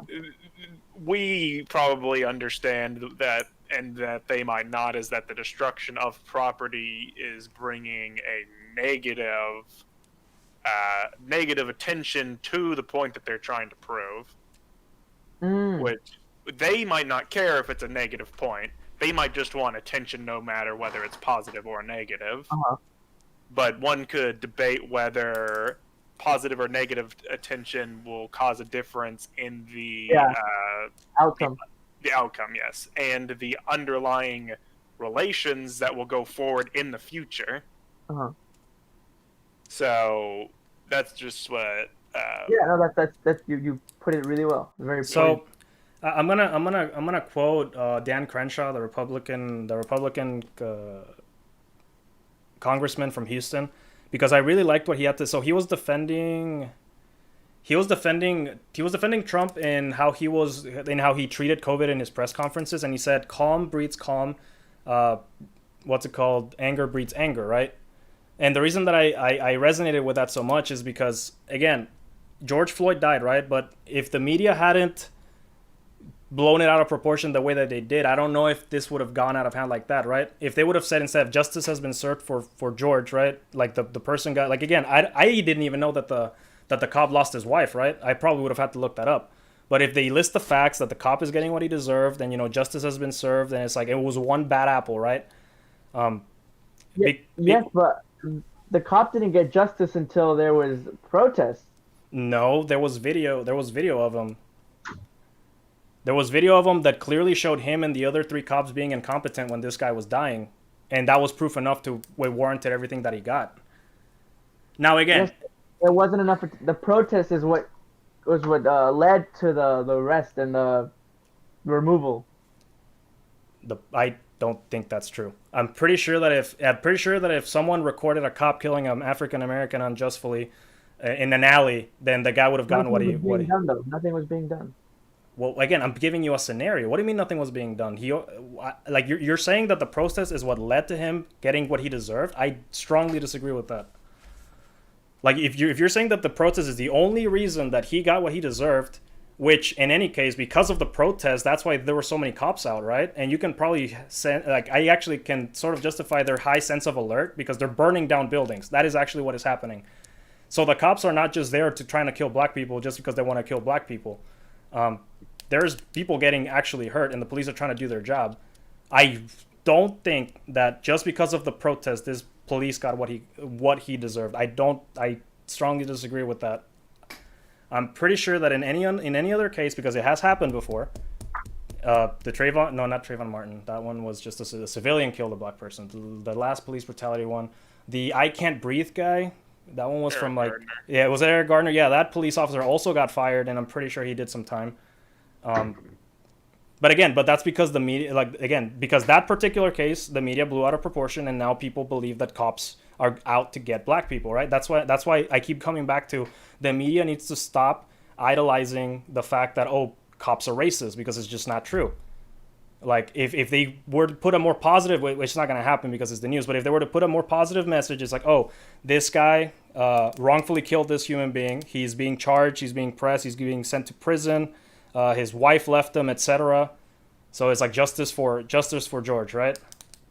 It's like I don't know. It's Well, what underlying point are we trying to prove right now? well, Because he's we can generically like state, what we think about different things, but if we're not coming to a point, then we're not. if making I'm any understanding progress. correctly, he said that the only reason that justice was searched for George was because of the protests. So I disagree you're with that. saying that without the protests, the administration would It have. would not have been as fast and like as quick to get the other three like processed or whatever. Yeah, it's hard. That's a hard point to argue for either side because the protests did happen, so we don't get to see the response if there wasn't any. Well, first of The only all, thing- first thing to clarify, the process was already happening. The reason people were out there was because of the mishandling of COVID. People are not allowed to leave, and businesses are not allowed to open in any capacity in Minnesota. People are losing money, and people are starving. So the mishandling of the state is what started the initial protest, which then led to George Floyd being murdered. You know what I mean? So I don't agree with that just because the protests were already happening.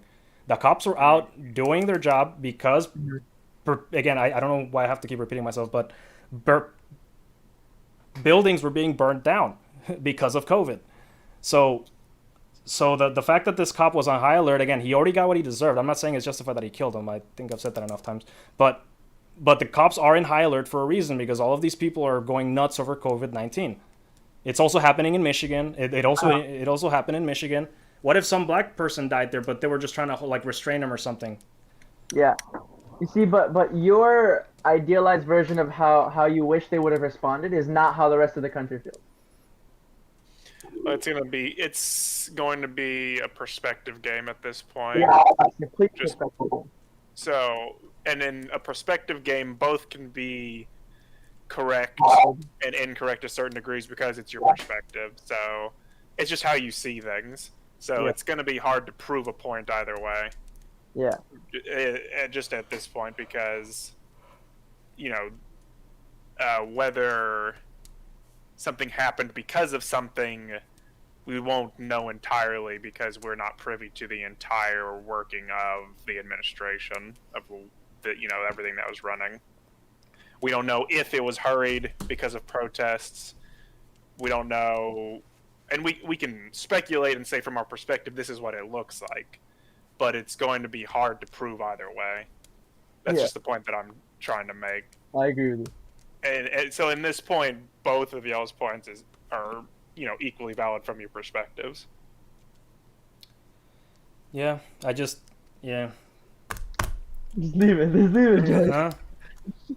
It was a good, healthy discussion. I guess. Well, we didn't get to the whole government fixing this mess, but oh well. Well, that's because there's Is no there- easy solution for this.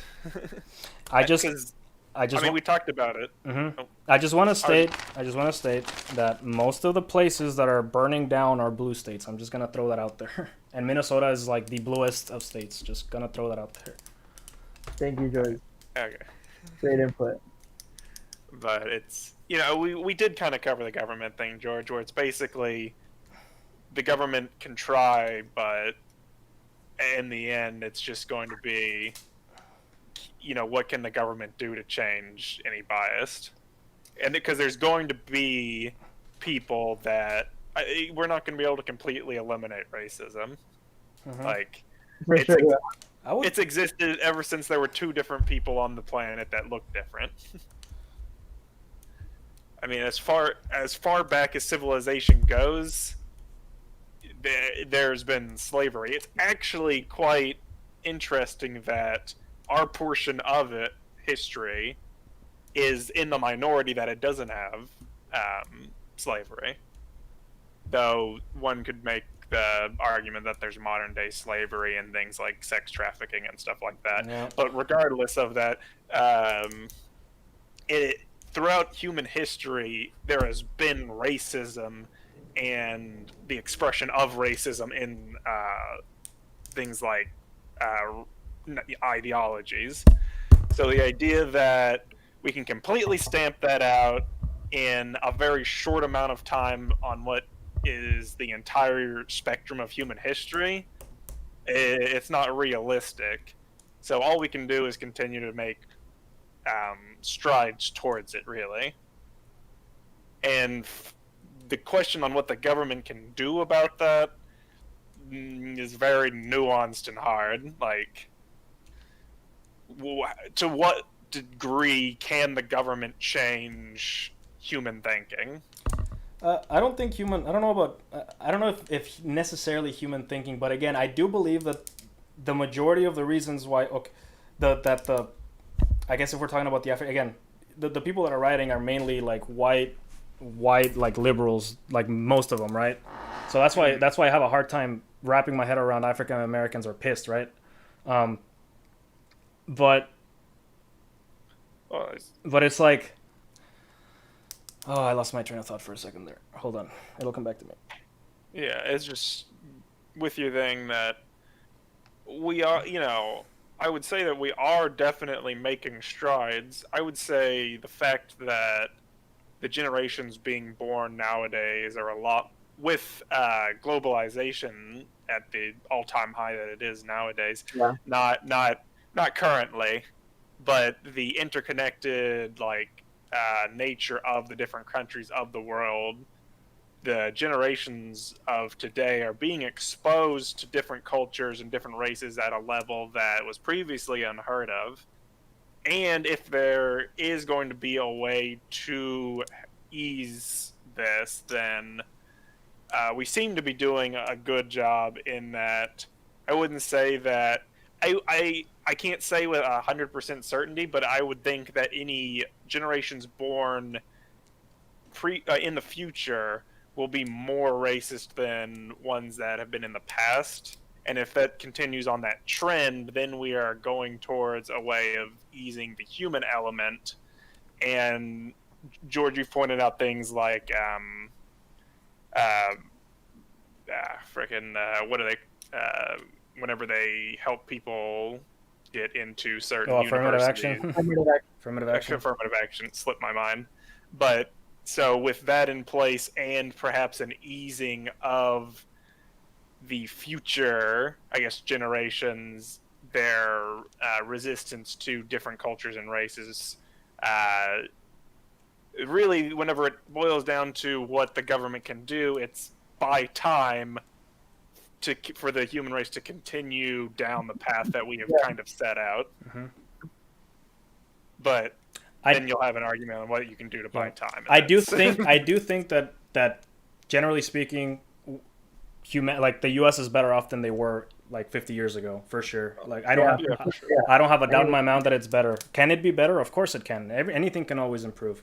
Where I'm coming from is I just think that the narrative needs to change. That's what I think is like an immediate fix, right? Because telling people that they can't do it, or the news sensationalizing, like, again, this is going off of the research paper, just telling young African kids that their life is going to be hard, period, I don't think is going to help them. Because if they end up because if young kids are very what's the word, gullible, they're very gullible, so they'll believe a lot of the stuff that their parents will tell them, and it's just it just really is not heading in a good direction. I see what you're saying, George. You're saying that there needs to be a culture change so that there isn't so many cases of self-fulfilling prophecy. Mm-hmm. Yep. Okay. I see what you're saying. Yeah. I just, again, like the whole pulling yourself off from the bootstraps, right? Like it's a very small amount, like small percentage of people that can actually do that successfully without any help, right? Like very, very small, right? So if the narrative is already that you're already going to start on the wrong foot, then it's just going to make it worse. So I just really think that the narrative needs to change, right? Like change the way, like if the culture is bad, but you keep telling people the culture has been bad and it's still bad, then it's like, well shit, I'm screwed no matter what I do, right? Mm-hmm. Like I don't believe that one bit. Well, then what happens when you tell them that the culture, even though the culture is good, they'll be seen as rebels in existing society? They'll be seen as rebels, like if you tell them that they have a shot? Is it? Yeah, it'll be like rebelling to what the society tells them. Huh? well, then better for them. If society's telling them that their life is going to Yeah, be but just miserable. know that they'll be seen as like with a little pushback from the existing society because it's not what they're used to. The status quo is not that right now. Does that make sense? Yeah, I see what you mean. Like, yeah, they'll like if they grow up with if they grow up with like a positive mindset, but that's not what society. Again, it's just I'm having a I'm having a hard time wrapping myself around the idea that there's someone or there's a society that doesn't want them to succeed, right? Like it's hard for me to wrap myself around that one. Me too, but it's because we're not in their shoes. We're very privileged in many ways. It's I do agree. I have definitely been privileged, but my privilege comes from my dad who worked very hard, right? That I have two very loving parents that worked their asses off and gave me the life that I have, right? Yeah. Yeah, I actually have a kind of an interesting thing on that topic, George, that my deceased great-grandfather had a letter ready for all of his grandkids whenever they graduated. And in one of it, because he was pointing out the lineage through which my family came to America and worked hard and achieved what we've achieved. So one of the things is, he says, finally there was your great-great-great-great-grandfather, Patrick, who immigrated to the United States from Ireland in the 1830s, nearly 200 years ago. He acquired wealth through farming, which he then invested in a railroad. And then, obviously, the railroads took off. He gained money from that, and then he invested what he was gaining from the railroads in education around the area. And so if we're going, so like this kind of goes back to where I was talking about the accumulation of wealth. Mm-hmm. So it's hard to call it. It is privilege to us, but at some point Someone that has privilege was paid for by somebody's work. It has to like again, the vicious cycle has to end, right? If you change the narrative, there will be, because again, it's not all, again, the reason that the white people have a lot, right, is because again, someone at some point very early, because again, black people didn't have that back then, they started accumulating that wealth. Well, right now is when African, like this is African Americans' time, right? Because I really believe that they can succeed, but there just has to be, again, that narrative change where that one African American will say enough is enough. I'm gonna get a good education, or heck, or be like one of the Steve Jobs of the world, where they skip college and they open a really big company, and then but that's for him and his family, right? Like it's not for I guess I see it more from an individual level, like if you're driven enough to get yourself out of poverty, and then if you want to get yourself out of poverty, then that's for you and for like your future family, because you want to like provide, right? Yeah. But if that's going to happen for African American people in general, then the narrative needs to change where, African Americans can do it, right? Like where they can achieve that amount of success. Yeah, George, it's funny. I'm pretty liberal, and we want the same thing. You're saying the same thing that we're saying. Uh-huh. The exact same thing. Well, in the end, people on both sides of the spectrum want the United States and its citizens to be successful. Now, obviously, there are going to be people that have mindsets that are different, but in general, most people, regardless of their affiliations, want success for our country and for the people that live in them. I mean, we are the people that live in them, and so obviously we want success for us and our friends, family, and those people that we associate with. Yeah. Mm-hmm. There's just a difference in opinion on how to achieve that. Yeah, which is why we have debates like this, because we have to talk it out and figure out what paths we have to take to reach our collective goal as a nation. I like that. I think that's a good end. What do you think, George? Yeah, that's really, really good. That's really good. Yeah. So I really hope that That was fun. Yeah, that was really fun. I really hope that we do end up getting to a place where everyone can be, success varies on what the person wants to accomplish, right? But, whatever their idea of success, I hope that people are able to achieve it, right? Yeah. Yeah. All right, y'all. It was a pleasure. I will do this again, Yeah. but I hope you guys have a good rest of your day. All right. Yeah. Yep. All right. Yeah, we're gonna end it here. Anyone in the comments that might wanna, I'll stick around if they have any questions. Just that there's 4 people watching. There's 4 people watching, so I'm just gonna check in with anyone if they have any questions on the topic. Oh, we're famous. We're famous. 4 followers. Yeah. I don't know if they subscribe though. Let's check. Okay, one of them is me, so it's 3 followers. 3 people watching. Perfect. One of them's not me, so. Okay. Cool. So we have people watching. All right, I'm gonna go get some food in me. All right, take care, boys. Later. All right, see you.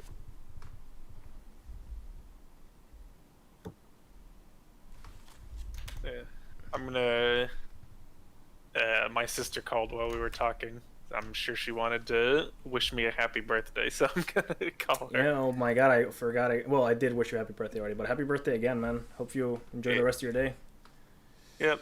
Thanks for joining us. That was really good. Today was much better than the last one that we had. The last one we just kind of drifted into kind of an endless abyss of nonsense. I don't want to call them nonsense topics, but we weren't cohesive like today. Today I feel like it was like we got to the main point of what we wanted to get through. Yeah, it's just that's why I was constantly just trying to say, what point are we trying to prove? Because that's how you drift off topic, is that you jump from point to point. So if you can keep circling it back, you tend to stay on topic. So that's why I also tried to tie down things that I was saying to things that I had previously said. Yeah, it's really good, really really good. Yeah, there's some good books on how to properly not debate, but have like discussions, have discussions, I guess, in a more structured manner. Yeah. Because whenever you say debating, people tend to think about winning and losing in a debate. Well, in a debate, that's how it is, right? That's usually how it is. Like when you're debating someone, you're trying to like convince the other person to either take your side or you're trying to win, right? But this is more of a discussion, right? Because we're like, the objective is not to change each other's minds, just to speak our opinions and just to kind of see if we can come up with some solutions to like these pretty grandiose problems that we're facing currently. Yeah. No, for sure. Yeah, it's definitely always fun, and I get all this information in my head, so it's always fun to be able to talk about it. Yeah, man. There's a good book on psychology that I would recommend reading. Oh man, I really wish we could have gotten to the psychology of it. Maybe we'll leave it for another episode, but like, it's just the narrative, man. That's I'm very big on that one in particular, just because like, again, two studies shows that the study, I didn't mention the other study because we were drifting off, right? But the other study that I wrote down was that because of the social stigma around killing a black man, an officer shooting a black man, it's actually the police officers are a lot more hesitant to shoot black people than they are white people. I didn't bring it up because I must have forgotten, right? But that's also been shown through simulations and just like different cases, right? Because again, they don't show cops killing white people, even though more get killed by cops year after year. That's a fact, according to the FBI database. But no one hears about it, right? And it turns out that the reason that it's less is because a lot of those black people they're like, oh my god, like I'm gonna get like harassed till next tomorrow for killing this guy, even though he's like robbing that place or is trying to like hurt that person. You know what I mean? Mm-hmm. Yeah, that one was from Washington State University. That one's also a pretty good read. But that psychology one, what was it? What's the book about? I sent it in the chat. Basically, it's about the common misconceptions that people fall prey to whenever they try to talk about things. Mm-hmm. And also just how we as humans tend to act. So there's things like, I can't remember the technical term for it, but it's like the barn door strategy, or not strategy, the barn door problem. Basically, if you shoot a gun at a barn door enough times, eventually, you'll see a grouping of bullets just from chance. And because if you apply that to things like statistics, people will begin to see things that are quote unquote correlating when really it's just a bunch of statistical points that just happen to come out to a single point. So things like that. The straw man fallacy is a big thing in. I actually never. Can you explain the straw man fallacy? 'Cause I never understood straw man versus steel man because I know it's the straw man policy and the steel man. I think. Yeah. But So yeah. So the straw man fallacy is whenever a person is debating, and what they do is that they take the person's argument and they modify it to a scenario in which they're more comfortable arguing. So so let me do an example. So it's like um uh basically okay, for vegans, it would be like, oh, you eat chicken, right? mm-hmm. And then it'd be like, how would you feel if an alien race came and began to eat humans? Oh, So well, that's like so outrageous. yeah, so the idea is that it's somewhat tied to the original, but it is not the question that was posed. You have taken it and put a scenario that you're much more confident in debating, because then you'd try to press your point on there, but then I would say there's a difference between the amount of feelings that a human and a chicken can feel, and then you Yeah. debate the science of that. But basically that's what the strawman Yeah, so fallacy you is. basically just you take the question, but you rearrange the scenario to where it's to where you're more comfortable talking about it. But you I feel like you would like entirely just dodge the original question by doing that almost. Yeah, that is the thing, and because people rely on it so much, whenever I used to try to argue and I learned about the strawman fallacy, I'd have to catch myself from using it. So whenever I do it, I try not to use the best way to avoid a strawman fallacy is don't try to set up alternate scenarios, Mm-hmm. because you can set up things, you can set up hypotheticals, but your hypothetical needs to be rooted in the original question Yeah. and not take it to a form of extremism. Yeah. But it's things like that are in that book that really Mm-hmm. help facilitate thought. Yeah. Really? Wow, that's awesome. Because I had heard about the strawman fallacy before, and I've seen scenarios of people using it, but I never knew exactly what it was, right? But now it's starting to make sense because there's this guy I watch on YouTube. His name is Legal Eagle, where he like breaks down shows, or it's like, oh, this guy's using a strawman, like when he's like trying to break down like a court case that's happening and something like that, and then they're using different Yeah, techniques to try to like sway the jury. yeah. The straw man's not always super out there, so it'll often be described whenever someone's creating a scenario that they think that they are is more favorable for them to argue in. So that's the easy way to identify it. There's a lot of cool things in there, which is also things like confirmation biased. Like you're more likely to acknowledge things that you already thought that were true, Mm-hmm. which is just human psychology. Yeah. Um, the spotlight effect, which is that you feel that things that you notice are more noticeable to other people, like your appearance. You think that how much you notice your own appearance, people are going to notice it. Mm-hmm. So, like, if you have, for example, like a pimple or whatever, Yeah. you're very aware of it, and you project that awareness onto everybody around you. Like where you're pointing out other people's flaws because it's like, oh shit, I feel like, or like, oh, you have like spinach in your tooth and shit because you like feel awful, you feel bad about yourself. I've seen Yeah. that. I've seen people do that before. By the way, something that caught my attention, but I didn't press it, was when he said that the professor said that, did the mayor actually say that he was trying to work with law enforcement to like get everyone in the same page?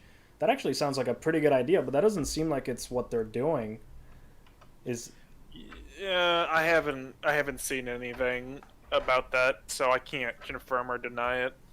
Because if that was the case, that seems pretty reasonable to me, right? But again, people are bottled up, and COVID is again because Minnesota and Michigan, people are not allowed to go out, and that's probably driving them nuts over everything Yeah, else. yeah, it's definitely a contributing factor to the quote cabin, quote unquote cabin fever that people are feeling from being inside all the time. Some people might, I'm not saying even a large amount of them, but some people might be drawn to go out and protest just because it might simply be the only way they can get outside. Oh, wow, I didn't even think of that. That is a very possible scenario because again, it's also happening here in Texas, in Austin and Dallas. I know Nathan was telling me about it yesterday, and here in the Valley in Edinburgh, like out of all places, most people here in the Valley are. It's like 95% Hispanic, right? And we mourn, but even my grandmother, who she's actually the one that told me about George Floyd. I didn't know it had happened until she told me, and then I looked it up, and then I saw I was like, man, this guy's a piece of shit. But my grandma wasn't like. I was like, oh, let's march down the street and burn houses, right? Like it seems like people down here were a lot more reasonable. But we are allowed to leave here. So maybe the people protesting here actually want to protest, but hopefully I don't want to see people burning down houses and shit like they're doing in Minneapolis. Yeah. Yeah, Are you still recording? Huh? Oh, I am. Are you still recording? I am. Okay. I was just making sure. I was going to talk about where I was, and Oh no, I am still recording, but it's because I like what we're talking about. But yeah, no, it's fine. I just was making sure before I said anything. But yeah, I mean, for sure, it's definitely could be a contributing factor, and flipping that on its head, a contributing factor to a second wave of COVID could be the protests. Did you see that they're saying that Texas is a red zone now? Like we're getting to New York levels of infected people, apparently. Yeah, Is that's that why I'm not allowed to associate with people from Texas yeah, right now. yeah, man. When you told me that, I was like, really? And then I looked, and then it turns out here in my area, the Hidalgo County is Hidalgo County got a rating of an F. They were doing it in one of the news stations somewhere in Houston, where like they were like grading different counties on social distancing, and we got like the worst score. Like people here are just going out. They wear the mask, right? But they're just going out. They're not staying 6 feet apart. Everyone's just it's kind of like nothing happened, right? They're just wearing masks, and that's not really helping that's not helping social distancing. But I think that's why things are a lot more peaceful down here in the valley. So I prefer that over my house possibly getting burned down. Oh yeah, for sure. Yeah, it's. I mean, hopefully it'll change, but it's so hard. I mean, you look at so many different models for COVID, and I mean now throw all our models out the window because no one saw this coming. Oh yeah, like the country falling apart. The protests and all that. We definitely didn't take that into I saw calculations. one independent news source. Again, it was just one, right? But they're like he was predicting civil war. I hope it doesn't come to that. I really hope it doesn't come to. Again, that's just one person's opinion, right? But at the rate this is going, it is a possibility. I don't know how big of a possibility, but I really hope we don't go into civil war.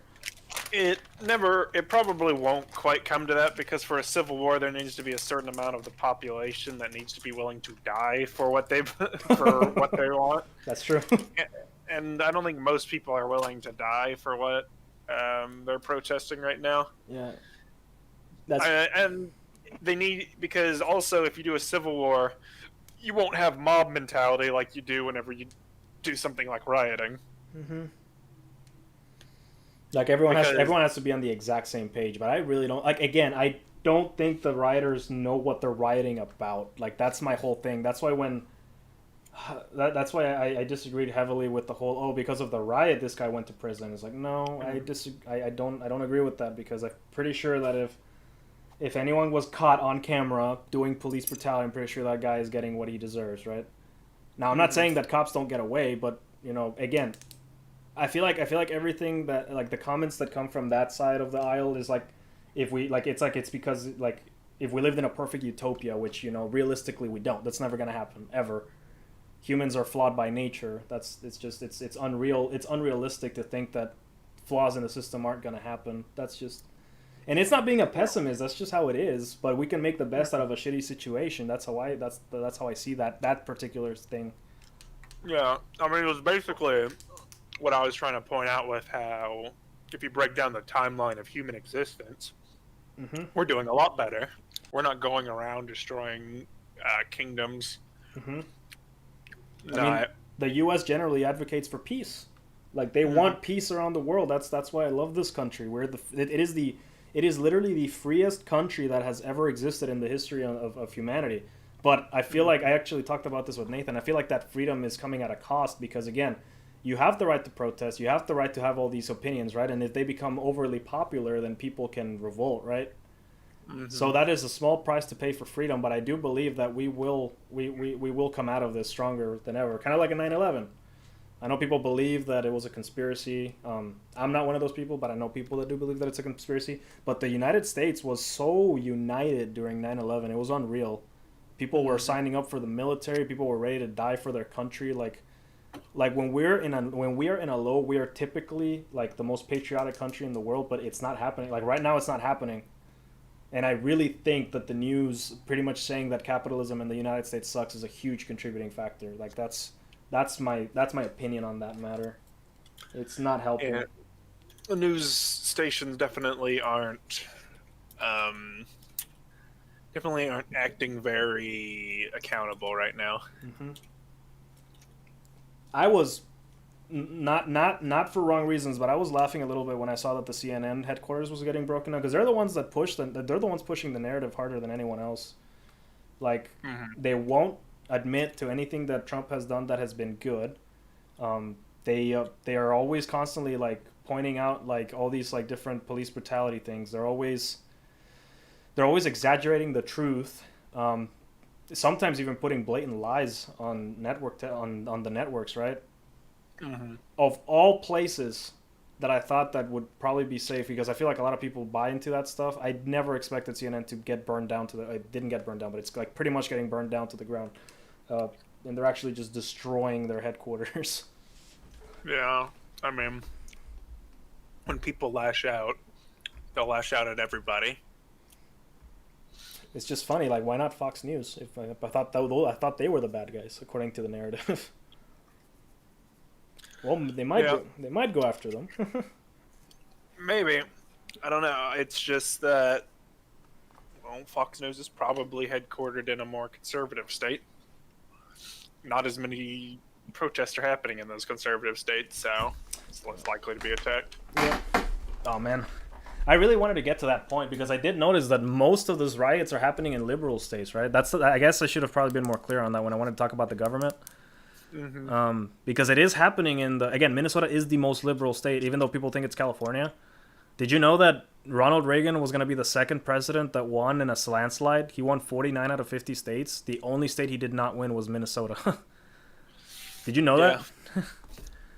I did not know that. Yeah, the only state he did not win was Minnesota. So I'm like, oh my God, I thought California was the most like left-wing place in America, but just how bad it's gotten, that's like, okay, it definitely has to be Minnesota in that case.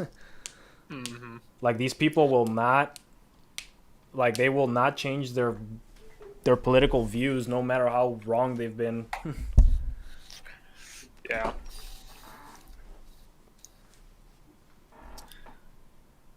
I think that's it. It was a good discussion, definitely. Yeah, I still think we can do better. Like, because again, this is the second episode, and it's miles better than the first one. This one was miles better than the first one, but I still think that we could have been a little like better, right? Like always get better at it.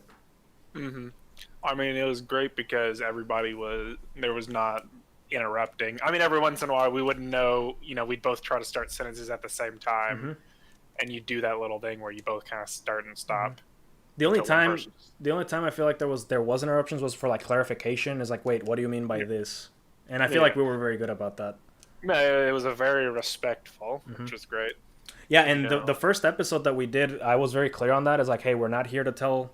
Like, I feel like the moment someone calls someone else an idiot, I feel like that's where you've lost your credibility. Like, that's where you. I feel like when you call someone an idiot or you start like bashing on them, like harassing them, I feel like that's when you know that your where you stand is not like, I feel like you start questioning yourself, right? Because I mean, that's in the psychology book. It's whenever that's in that psychology book that I posted in the thing. Whenever you start attacking the speaker rather than their argument, you've lost the debate. Yep, you have lost even in a discussion. I feel like once you start insulting somebody, I feel like that's just because you probably don't believe in your own morality, or you don't believe in what you actually don't mean what you're saying, right? you've lost confidence that you can win in ideals, so you attack the speaker's credibility. Yeah. Yep. Yeah, I had one student. Last thing, I promise. Last thing, I had a student, and I'm very surprised because I'm a teacher, right? And the younger generations that I've been speaking to are a lot more conservative, which goes back to what you said a long time ago, where you said that usually every following generation usually goes opposite of what the previous one was doing, which seems to follow the trend of like in the 90s. Apparently, there was a big liberal boom where there was like a lot of hippies and trans movement, like kind of like how it is right now. And then it became more conservative during the Bush era, and then back again to, and then now it's in the most liberal that it's ever been, right? But at least the pushback and people realizing that again the far left is a little too definitely is a little too crazy, right? Like moderate Democrats are moving to the Republican Party, and a lot of even Chris Cuomo made a statement where he's like, "Oh man, I'm being forced to say stuff that I don't believe," right? Mm-hmm. But yeah, so the last thing that I want to cover, and it's good that you brought it up, is that there's this one student, right, who is like pro-abortion, but she's pro-abortion for the wrong reasons. I can safely say that because that's my opinion on it. Mm-hmm. But you cannot change her mind, right? Even though she's irresponsible. Again, she's also really young, right? So she's also really young. But her opinions on abortion are very irresponsible. She's like, oh, I want to have an abortion, even if I want to have unprotected sex and have an abortion. It was like, well, then man, that's gonna be rough, right? If you really just want to keep doing that, right? But you cannot change your mind. So at least, to a certain extent, I respect her, right? It's like, okay, you want to make bad decisions and you want to, exploit the fact that you can make those bad decisions. Well, I don't agree with them, but she feels very strongly about that, right? I would much rather talk to someone like that than someone who's constantly telling me I'm a fucking idiot because, that's all they can say. They have nothing else to argue, right? Mm-hmm. It's like, because even if you don't like abortion, you can make a case like, oh, well, it's there, which means I can do it, which, yeah, you can. I don't like it, but yes, you can. Mm-hmm. Yeah, it's better to argue with an what was it? Never argue with an idiot. They will drag you down to their level and beat you with experience. Beat you with experience?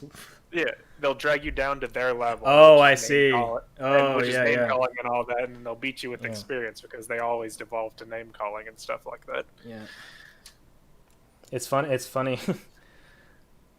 Wow, nice info, Garrett. Yeah, sí. Ya acabamos, Rod. Ya llevamos como 2 horas hablando, pero este capítulo estuvo con madre, la verdad. Yeah, I'm just telling him that the episode was badass. It was really good. Yeah. But it seems like someone just came in. It was one of my friends just came in, and he said, "Wow, it's like nice information, Garrett." Might have you here. You might be an honorary Latino friend. Nice. You're gonna be an honorary Latino. Yeah, I've looked into my lineage. I'm as white I am from exclusively Ireland, Scotland, and England. You are as Anglo as they get. Basically. I haven't looked at my lineage. My dad did say that my great-grandparents were from Texas, but during the World War II, they didn't want to get drafted, so that's why they moved to Mexico. But I don't know, but he doesn't know much beyond that, right? He doesn't know if we go further back where they're from, like where my great-great-grandparents are from. Huh. Yeah, like I said, my great-grandfather, he liked following the family lineage, and he's traced it all the way back to like my 4 great-grandfather that moved over here from Ireland. Mm-hmm. That would be paternal, yeah. That would be my directly, like, paternal, all that. Mm-hmm. So, Ireland, because, we were, because every single step that you take in a tree, you're going to get, like, 2 parents, then 4 grandparents, then 8 great-grandparents. So going back that far, you have a long, like, wide list of people that you have to look into. Mm-hmm. Well, Garrett, you're gonna have to break that cycle, marry a black woman, so that you're not as Anglo as they get. I mean, I have to date a girl before that can happen. Well, not right now. I don't want you to go outside where you're at because it's dangerous. But when it gets better. Yeah, let me go meet a nice girl, that's protesting over there. Nice, crazy, rich liberals. If you're into that, because that's the majority of the people that are protesting. And walk outside and get yelled at. And, you're like, oh, she's Man, talking. Man, for once, CNN. I don't know what the name of the cast of the broadcaster was, but he said that you don't have, like, the people that you have to worry about is not the Ku Klux Klan. You have to worry about the rich white liberal that is protesting and burning down your house. Is like, damn, that was very well said.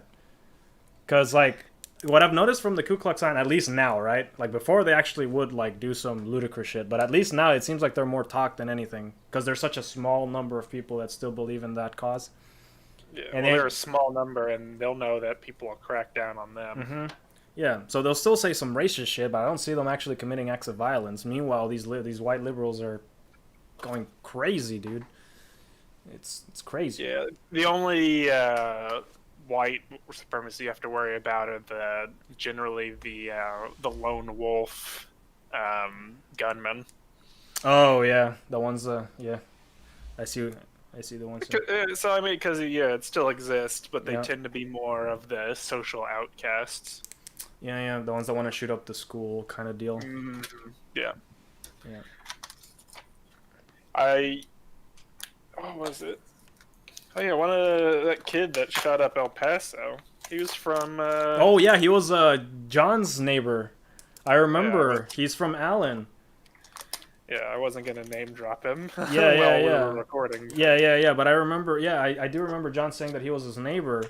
Holy, that's very scary. Yeah. I really wonder, because I don't think it was ever proven that the manifesto that came up was his. But again, what he did is still not justified. Like, freaking. Well, yeah. Well, just shooting one person's generally not. Not. I mean, yeah. If you don't have a reason, like Yeah. obviously, like if they're mugging you. If you're mass murdering someone, I don't think there's ever a reason for that. If you're killing a bunch of people just because whatever the reason may be, I feel like you're messed up in the head. Like not necessarily. Again, I know that people don't like the argument for mental illness, but like I just can't think of anyone in their right mind that would just think, oh, I'm gonna go to Dallas and just shoot up this neighborhood because I'm pissed off at whatever it is that they're pissed off at.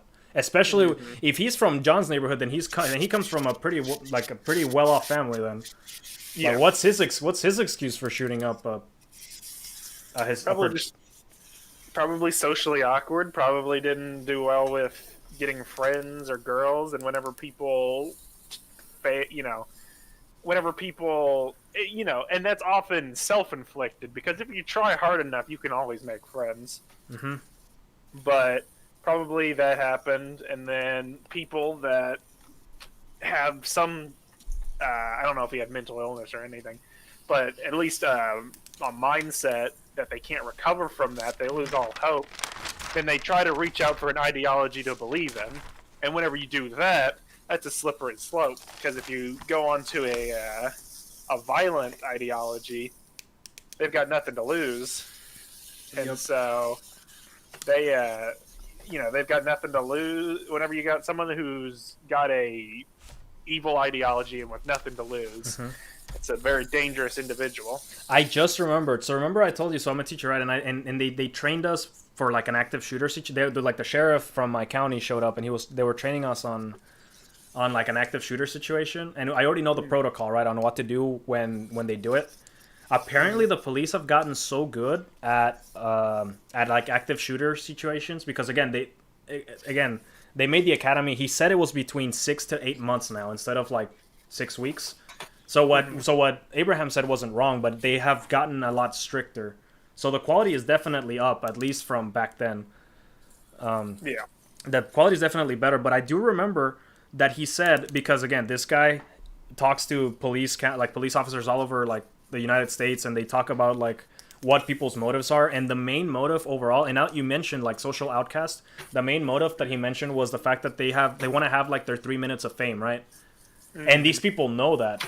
Like, they know that, like, apparently he said that when people are going to go shoot up a school, they're going to shoot up a place where they know they're going to get some notoriety, is like they do it because they know that they will get that notoriety. So if the cops get there, like cops apparently have gotten it down to a T where they can get there within like 2 minutes, and then already like they already like the classroom's already sealed, like because we know the procedure. You go inside the room, you lock it, etc. You do etc. You do so on and so forth. I want to give up the whole procedure just in case an active shooter is watching this, but. But we've gotten so good at it in the classroom, at least in a school setting, right? In a school setting, people have gotten so good at it that because they show up and because they can't really shoot up anyone, they don't get that notoriety, and then they just send them to, and then they just either kill them if they fire back or they like apprehend them. But yeah, like the at least law enforcement has gotten a lot better at catching active or preventing active shooters, which is something that again that goes back to the narrative. I feel like people are not talking about this. It's like active shooters, racist cops, or well, not necessarily racist, but just like police brutality. But what's happening to fix these things, right? Instead of yelling and protesting and saying, "Oh, we gotta change America," it's like no, there's already things that police officers are doing because I'm living this. You know what I mean? As a teacher, I see what's being done, but I have a feeling that people are not aware. I mean, I'm pretty sure you weren't aware of this. No. Exactly. See, exactly. So then, why don't we start talking more about these things? Again, I already know the answer. News, it's not a hot. Like the news, people won't really read that stuff because it's not sensational, or it's not like. It's not flashy or attention grabber. Yeah, it's a lot easier to just say black man killed by a white officer, right? That'll get you plenty of clicks. And again, the data backs it up. I don't think it's a huge issue, right? Again, 2020 might be different because of what's happening, but until that data comes out, it's been getting better, man. Through 2016 to now, the numbers are decreasing. People that are being shot down by cops, the numbers are about the same. The highest number of people getting killed are white people, which is, kind of goes against what the Black Lives Matter movement's trying to push. More white people are actually getting shot by cops than black people. Again, it's just a sensationalism. Change the narrative. All right. Well, yeah. Gary, it looks like you're making food, so I'm gonna just I'm gonna actually stop the stream there. Thanks so much for joining, man. Yep. What are you cooking? So you don't mind me